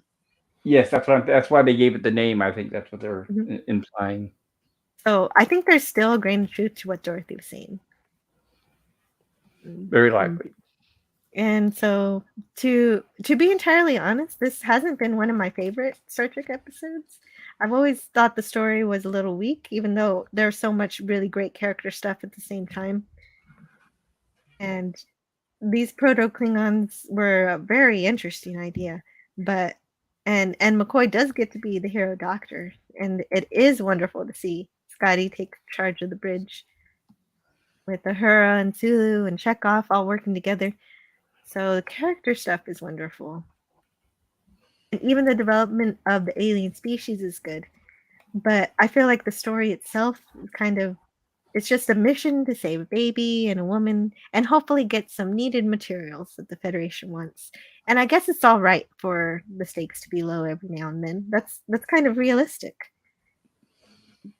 But I do give this one a B. Well, I liked it a bit more than you did. Yeah. I was gushing over it with all the pluses that I was giving it based on again, just highlighting the crew doing their job. I like the intrigue with the Klingons, and yeah, it does sort of wrap up a little too quickly. It's like, okay, we killed the Klingon, everything's fine now. And then with Moab running out and being like, yeah, I'm just going to tap out of this episode early. Just shoot me in the face. But I still really enjoy it. And this is the first episode where we do get the Big Seven, the original crew, in one scene together, which is at the beginning when Dr. McCoy is recounting his diplomatic mission to Capella, and you get Uhura, Scotty, Chekhov, Kirk, Spock, and McCoy all sitting around the conference table, and then Sulu cuts in to say that they're approaching the planet, which would be the first time that you get to see all seven in the same scene at the same time. That's lovely.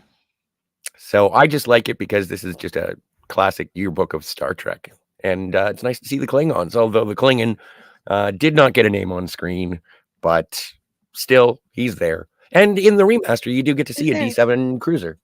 So... Oh, I missed that scene.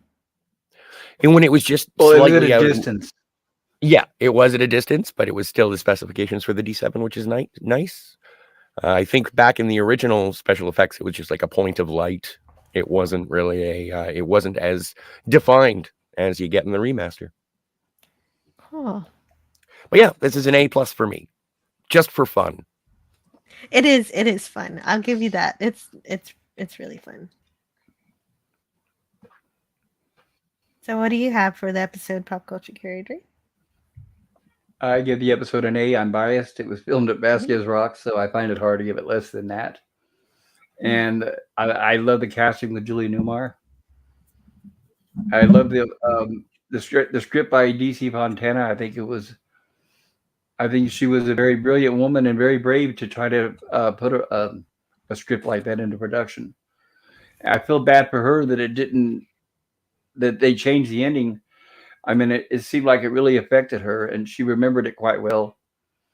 And because I respect her work so well, it's too bad we never saw what her ending would have been. But like we said, I don't think the censors / Gene Roddenberry would have allowed that. Yeah. But I really liked it. I know when I was a kid, I thought it was kind of boring with the mother and the childbearing scenes and all that, but I really liked it. Now I've seen it many years later. Hey, I thought it was boring at 19.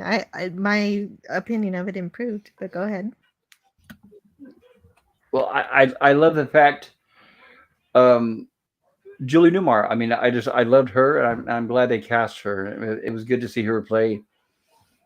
For her, it would be almost like a villainous role, even though it was just a betrayal of a primitive tribe. But it was an unusual role for her to pick, and I appreciate that. And so I give it an A. Ooh. Oh, and not only that, I almost forgot. I give it an A also, or if not an A+ for McCoy, because it was an excellent, fantastic McCoy episode. Yes, well deserved for that alone. He did wonderful. He's always his performance is always an A. Yeah, every time they give him time to shine, I really love it. Me too. Rest in peace to Forrest Kelly. Yeah, our first live stream is great on this channel. It was about DeForest Kelly. Yep. And go back and check that out, everybody, on Anti-Derivative Jill's channel. It was great. Yes. We talk about some of his appearances at the conventions and things like that. It's really, really got a lot of information. Mm-hmm. Oh, yeah, and I agree about Dorothy Fontana's script. I think the reason I give it a B is that it doesn't have like some kind of idea for me to get behind, and having her try to break from her society would have given that meaning to the episode that I was looking for. So that was the thing. Would you say your opinion was changed because she was basically non-motherly? Does that affect your opinion? Because that was the point that DC Fontana wanted, was she didn't want her to be motherly. Yeah, right. And as a mother yourself, how would Right. you say that affects you, or how does it make you feel? Well, it's different because my baby was conceived from a loving husband, and this is it kind of feels like she was kind of hired to do this, or this was just like a thing that she had to do. Like she was just given. Yeah, when she felt that once the father was dead, she felt there was no need for the child. Right, because in this society, the baby belongs to the husband. So there's a disconnect that doesn't actually happen in my situation. So it's a completely different thing altogether. And so I can't judge how she feels based on my own experience. But does it make you like the episode any more or less? I don't know. I guess I appreciate the idea that there are women who feel differently, but the baby is innocent. So for that reason, you should feel some kind of responsibility to protect the innocent life that had nothing to do with what situation you were put in. So yeah, I completely agree. Yes, I agree with that one. Well, notice in the episode too, after the baby was born, they even McCoy kept referring to it as it instead of him or her. We didn't find out the sex of the child until the very end when they gave the name out. Absolutely, Pop Culture Curator. That kind of bothered me too, and so still doing gender reveal parties in the future. Right. McCoy should know. Sorry to go He off on a should tangent know. there about that. No, that's a good tangent, really. It's a good point. I don't think that a character that I don't like doesn't make me dislike an episode. So definitely I don't like someone who's not going to be nice to a baby, obviously. Or But- abandons their babies, right? That's a Right. bad thing. That is a very, very bad thing. But it doesn't make me dislike the episode because that's the character in an episode. Right. It's not the It's the episode character itself. Right. It's their culture of that character. And like you said, she was playing kind of a villain, like not exactly a villain, but kind of Right, a just- not so great character. Yes. But she I performed mean, anybody's it used really to well. seeing her as Catwoman, and anybody who's used to seeing her as Catwoman in other roles, it was quite a different take for her. Mhm. And so back to the chat here. Meanwhile, back to the wino. Marina Sirtis is a wino at conventions. Oh, right. One more thing. We do have the poll. So let's do the poll first. So we'll share the screen and get the chat. And we got 33 votes. What grade do you give Friday's Child? 58% give it an A. 27% give it a B. 9% C. 6% D. So that's a pretty good range. That's good. Absolutely. What a great turnout. Thank you guys for voting. Yes, thank you for sharing your opinion on this episode. James Caserta is here. Hello, James Caserta. Hello, James. James, good to see you. Lemon Pie says, I think Brits call baseball basketball, Cronus. Kronos says, Kirk was an awesome director. Kronos. Princess Fiona says, Boston Legal is so funny, and he is absolutely brilliant. Denny Crane. Denny Crane. Look at... Yeah, thank you. Thank you, Kronos.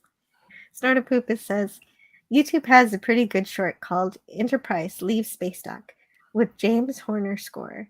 Star Trek VI, The Undiscovered Country. Just a wee clip, but so well done. Yeah, that was a fantastic score. Oh. Man, you make me want to see that.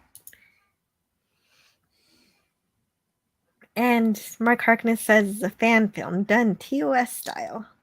Real set models. This one short was without the regulars and was done for laughs. Smartest security officer ever. Very cool. I think we're speaking of USS Exeter. Yes. Mark Harkness is talking about USS Exeter, the fan film. Thank you for tying it back to the context. And James Caserta says Star Trek V is great to fall asleep to. Mm-hmm. Yay, brother. Especially since I ascribe to a theory that much of it is a dream. Snortapoopus Cuber says crass? A little word play? Crass? The crass Klingon? Hey, that's you're smarter than I am, Snortapoopus Cuber. Well, the I didn't actor think who of that played the entire him, time. the actor who, believe it or not, the actor who played him really loved playing that role. He loved the costume. And for him, it was out of form. Like I said, he was doing the Mod Squad at the time where he played a police lieutenant. So it was he really enjoyed it. So even though he's a bad guy, cool. He was really a nice guy. Just because he is bad guy doesn't mean he is bad guy.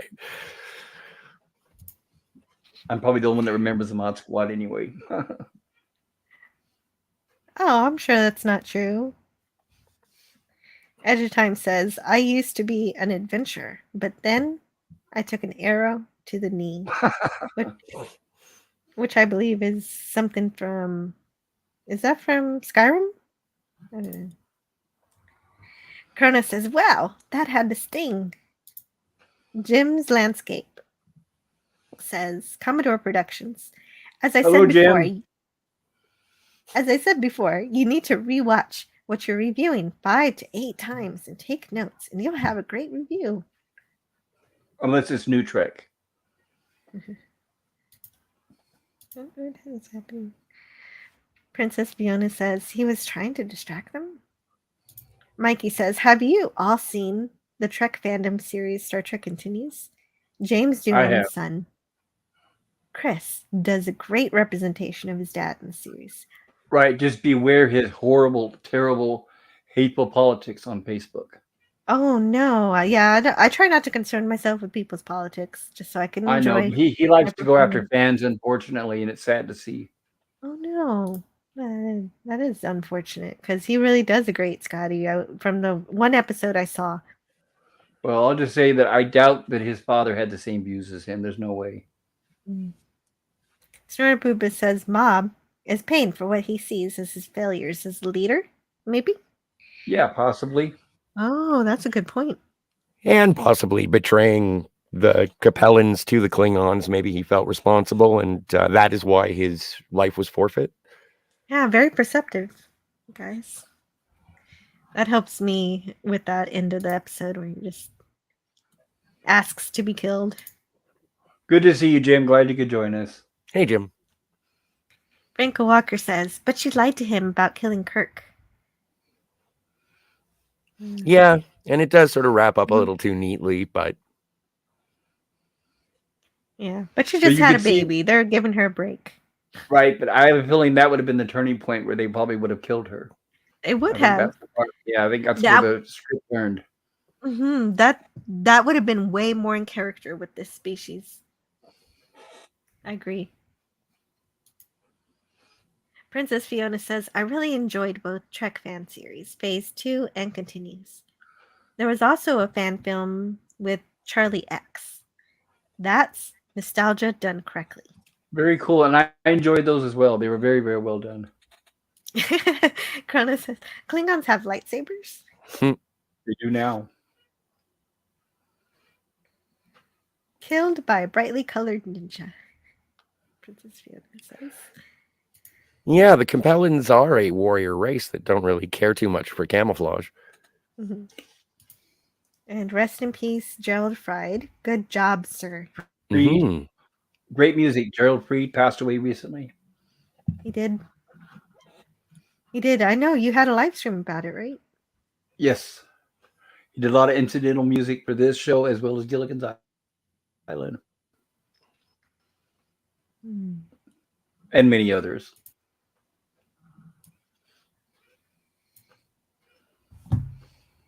Oh, I never had my banner up. It's kind of late now, but... There we are. Starship Farragut. James Caserta says, it makes too much sense now. Yeah, I know. I love this. I love this show because it really enhances the episodes for me and helps me think through some of the things that didn't quite make sense the first times I watched it. Daniel's Hot Topic says, oh my God. He's excited about Section 31 movie. Well, that makes one of you. Yeah. Well, we love Daniel's Hot Topics and when he shows up. Oh, yeah, Franco I like Walker. Daniel too, but don't hold your breath, Daniel. Don't hold your breath if that movie ever comes out. But it makes sense to make it a movie because there's no way Michelle Yeoh is going to sit around for a series at this point. Mm-hmm. Franco Walker says, but Spock had a human mother. Oh, that makes more sense. Human motor, you say? She never said Uchi Wuchi Coochie Coo to Spock when he was a baby. Oh no! Yeah, apparently. Right, knowing Spock, he would have remembered. He would have.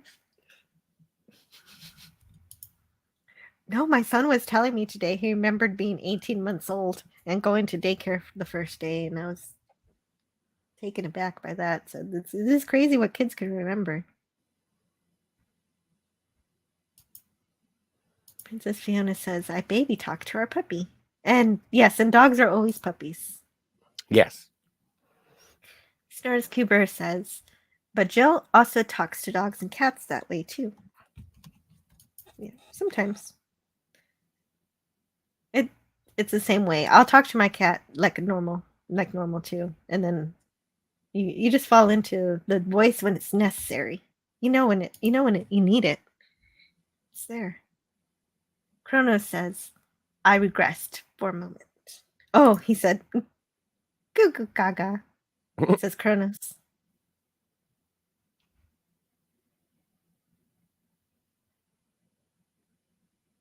James Cassard says, "Goo goo gaga." But Spock had a human mother. Oh, okay. He said it again to correct it. And Princess Fiona loves the ending bridge scenes. I do dig that banter. Aka R, says James Caserta. Mm-hmm. Aka R. Akar? Aka R. And everybody pronounces it all different ways, so I don't feel bad. Fair enough. Princess Fiona says, this episode is so much better than I remembered. I know, right? It's so much better talking about it. Yep, same here. Sometimes I guess I'm guilty of not paying enough attention the first time around. And I'm so glad I came around again to really appreciate it. Franco Walker says, I'm really getting sick of this computer and the keyboard. None of it bloody works right. Pain in the butt.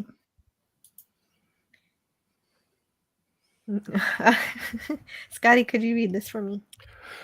Snortapoopas Q Burst says, Captain's Log Supplemental. Ensign Grant was killed. A number of Capellans died, and one Klingon. But we ended the day with some good laughs on the bridge and drinks in the lounge later. And a cigar for the baby.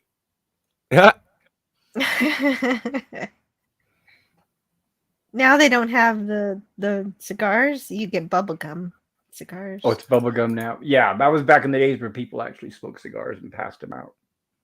Mm-hmm. And now we have fathers in the delivery room, which was another thing unheard of back not too long ago. Yeah.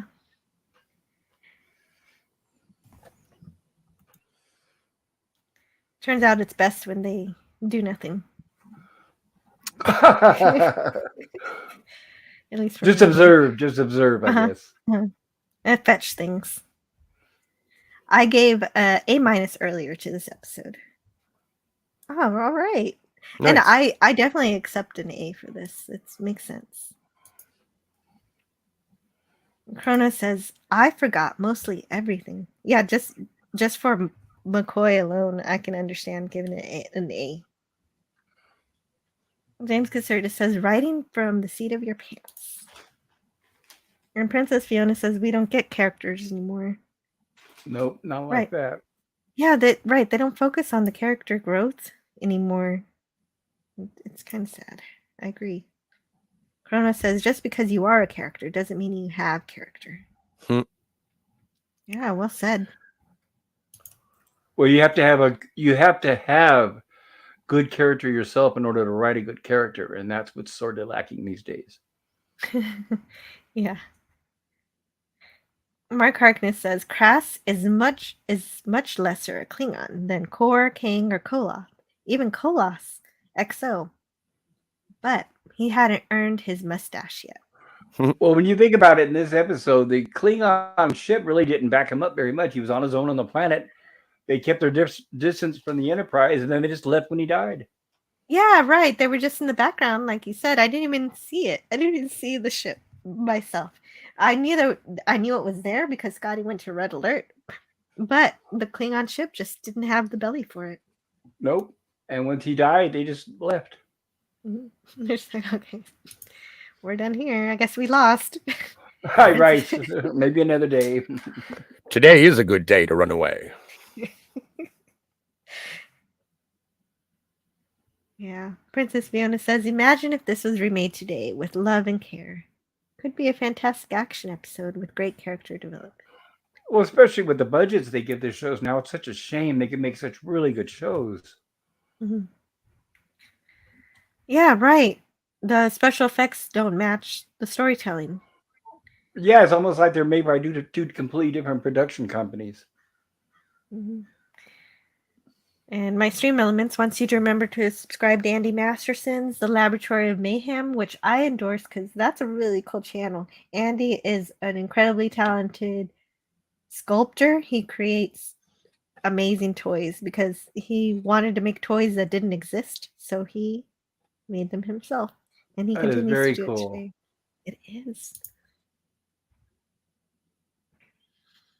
Rest in peace, Core, King, and Koloth. Says Cronus. And also subscribe to the Comic Relief Crusader, especially because he's got his Titillating Tuesday tonight.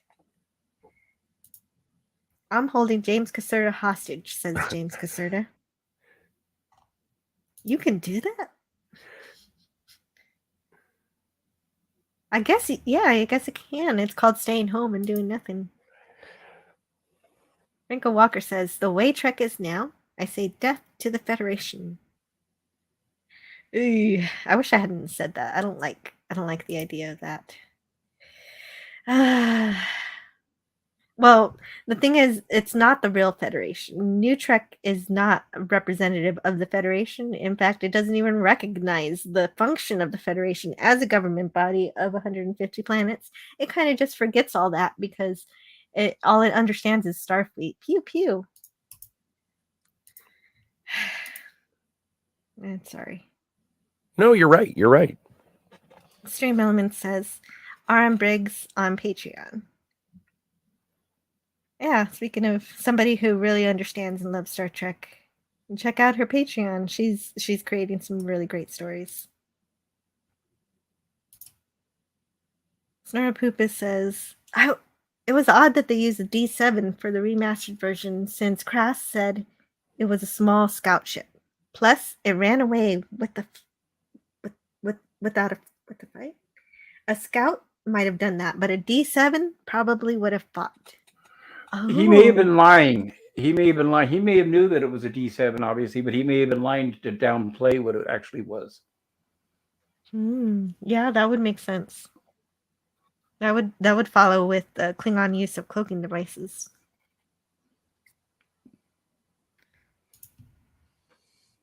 Now, without a fight, yes, that does make more sense. They're killing themselves from the inside. Yeah, they are. Oh my god. James Caserta says music is beyond great and Newmar is beyond beautiful. Yes, I did notice the music was incredible in this episode. I agree with that. I'm starting to appreciate the soundtracks even more.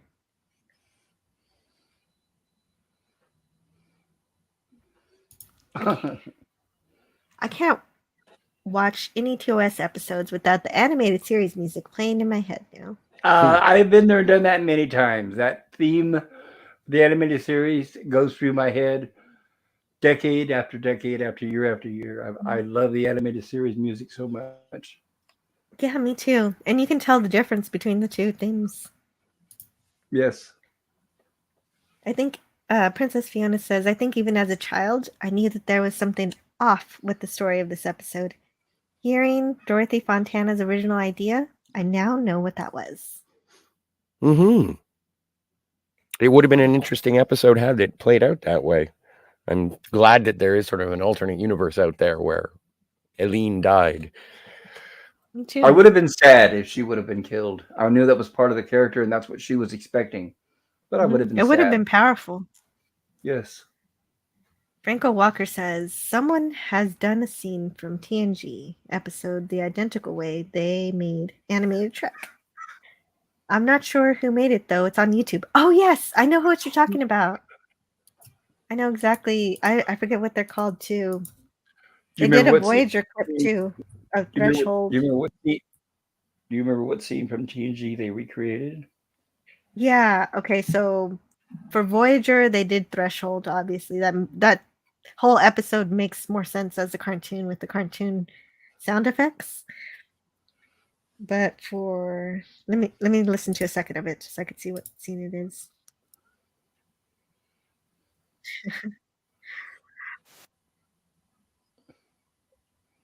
I guess it's Best of Both Worlds. Oh, nice. Interesting.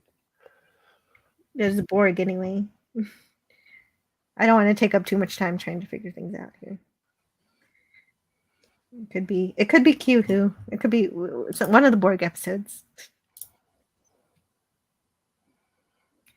Let's see. And Canadian Spider-Man is definitely a kid at heart. Hmm.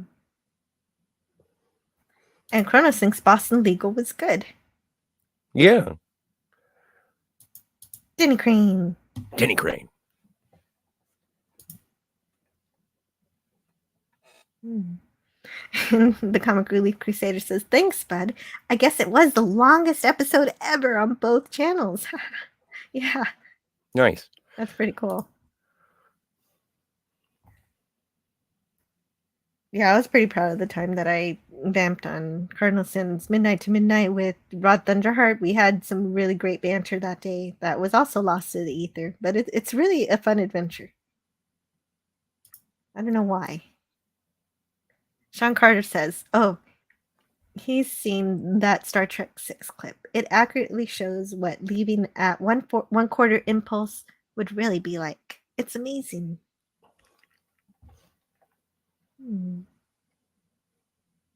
Oh, and Snortapoopa says, speaking of which, I watched Trials and Tribulations again the other day. Classic TOS styling and Jadzia, Dax, and miniskirt. Oh, I'm coming up to the end of my show here. Any science you want me to get for you on Friday, Tony?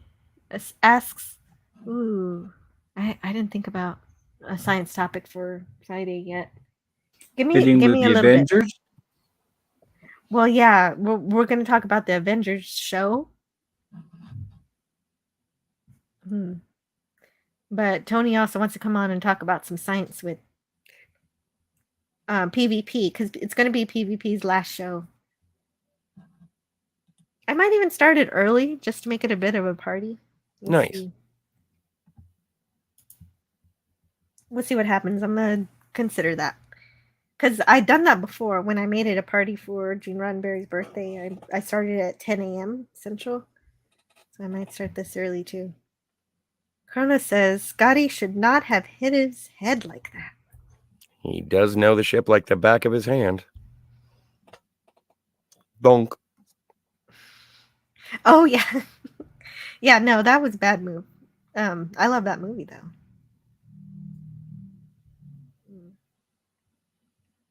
Let's see. Oh, wait. No, I don't. But wait a second. I was mixing my movies up. Spidey says, Star Trek tangent. Before he dies, I'd love to see Christopher Lloyd reprise his role of Jim Ignatowski. Thank you. In Taxi for a few hours with Danny DeVito and Tony Danza. I think Tony Danza has been unfortunately officially canceled. He has? I didn't know that. Mm-hmm. He's conservative, so that tells you everything right there. Oh, that's disappointing. I just heard recently that they were rebooting Who's the Boss. Well, he won't be in it. Yeah, he was. Tony Danza and Alyssa Milano were apparently coming back for it. That was announced last year, though, so I don't know if it's still coming. Wasn't there some accusations about kind of background touching on that show? I hadn't heard anything. Some of the female co-stars making complaints about him. Of course, years later.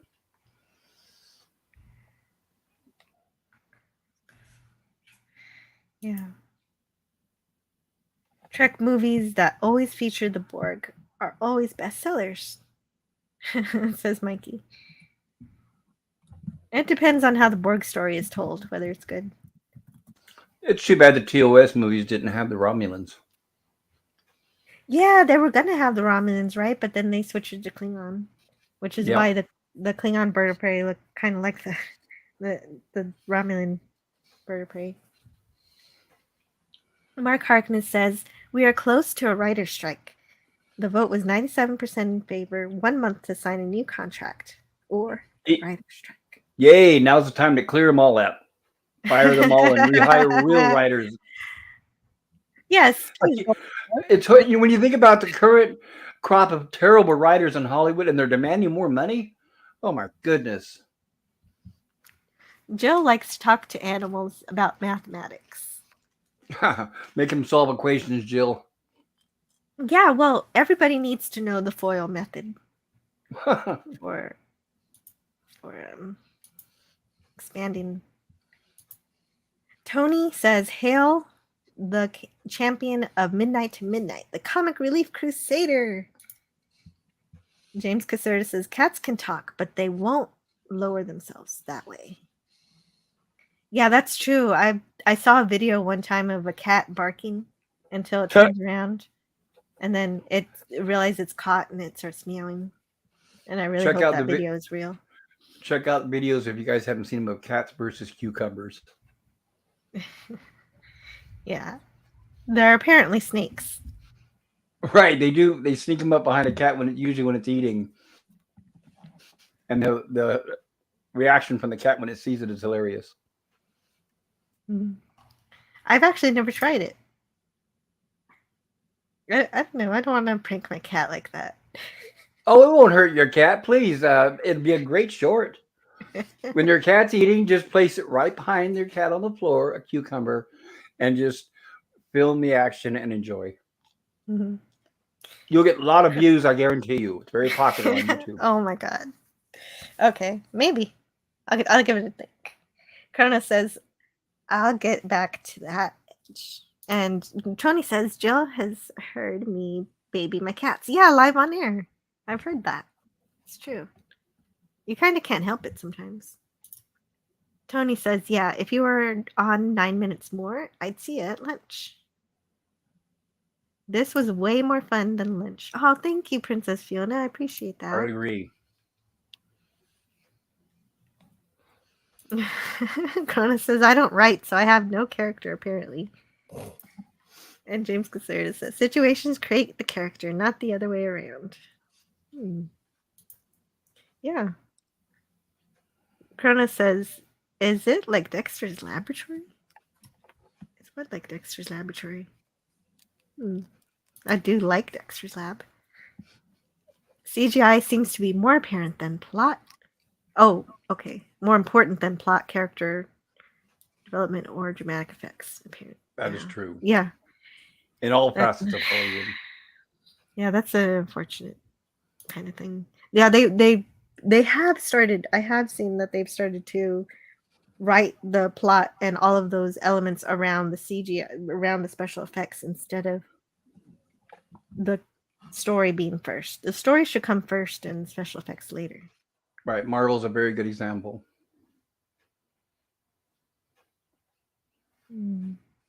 Yeah, Andy built Doomcock, by the way. Yes. So the action figure, Doomcock action figure exists thanks to Andy Masterson. Sarah Poopis says, new Drek is the nightmare of a drunk lying unwashed in the gutter.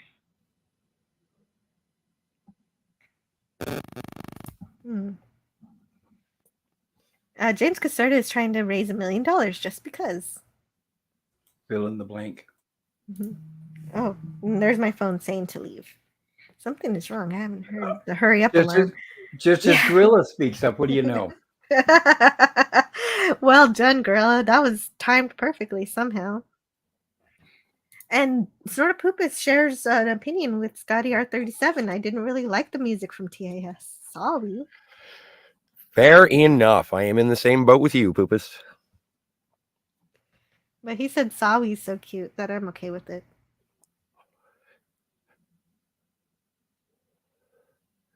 I know. I'm indecisive at the end where I gotta leave. And yeah, I'm not Spartacus anymore. Hooray! Yes. Hooray! I'm not. I'm so happy. No, but Spartacus is a really great movie, and I'm glad I was stuck as Spartacus just because it made me watch such an incredible film. Yes, it is. It's absolutely stunning. Speaking of special effects, the special effects in that movie were insanely stellar. And practical, with real crowds, no CGI, no duplication, etc., etc. Yeah, all that was real, and it really shows. And Captain Infinity is here. Who said that? Is that you, Poopy? Hello. Yeah. Hello, Captain. Hello, Captain. Ahoy, Cap. And so with that, I've got to let you guys go. Please tell me what's going on with you, Scotty. Oh, tomorrow on the Phantasmagorium show, Kat and I are going to be discussing the triumph that is the third in the Spider-Man Raimi trilogy. And then on Thursday, Jill and I will be putting Bald Spaceman to bed and looking to the future with optimism and hope. Yes. It's time for his nap and diaper change. Exactly. And so, what do you got going, Pop Culture Curator? Tonight on my stream, for Nemesis Beaton's birthday, we're going to be covering the 1990 movie Tremors. I highly recommend you join us. If you're into that sort of thing, it'll be very fun. Tomorrow, Wednesday, we have our Gilligan's Island stream with Gorillas Random Thoughts. We cover 2 episodes every week. And then on Mondays, we cover the original Lost in Space series with Jill, Gorillas Random Thoughts, and Pleasant Valley Picker. I also do a random ramblings from the lab stream. So if you like that sort of thing, or classic TV or sci-fi, feel free to check out my channel. Thank you, Jill, for having me here.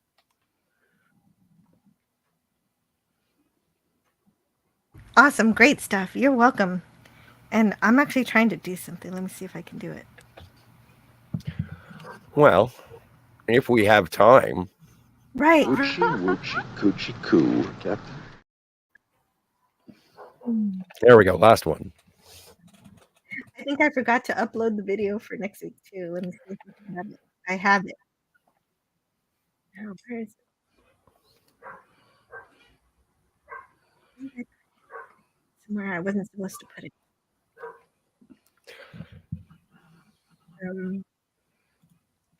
Hold on just a moment. I forgot the directory I put it in, but I can find it. That's exactly what I did earlier with the blooper. That's why I had that delay. Oh, man. Okay. So I think I found it. Okay, so now it's just uploading. So we'll be good in just a minute here. That's what I've been stalling about. Good thing you're not using AOL. Okay, so I'm going to play this, and then I'm going to experiment with something that I was also trying to do that I need to work on, but I want to try it anyway. So first I'm going to play this and then that. And so I'll take you guys out with a preview for next week's episode, Who Mourns for Adonis?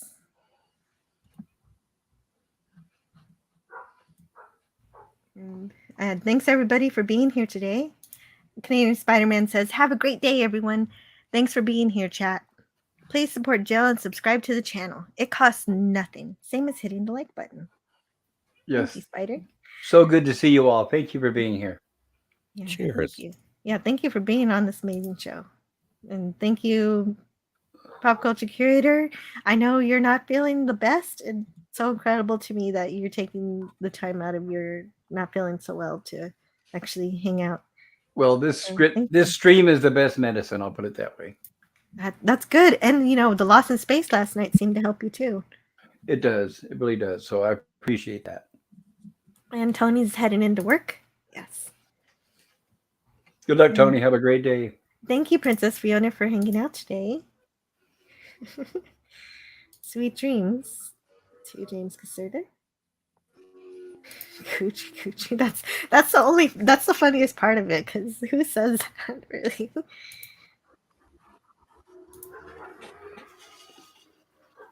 And so I'll take you out with the next week's episode, Who Mourns for Adonis, and one more thing.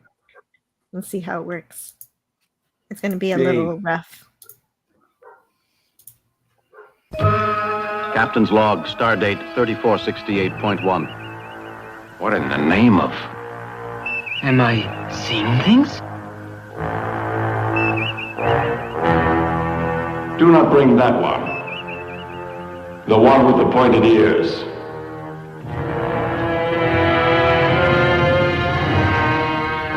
Welcome to Olympus, Captain Kirk. Let the lesson begin.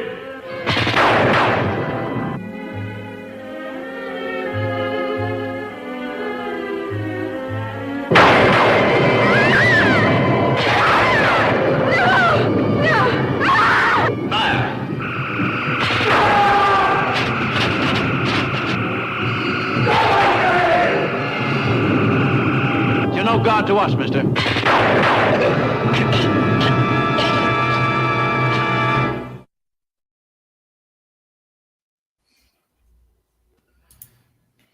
And this is something that I'm trying to work on, but I really like this audio clip. I want to play it. All right, move along. Done. Stop it.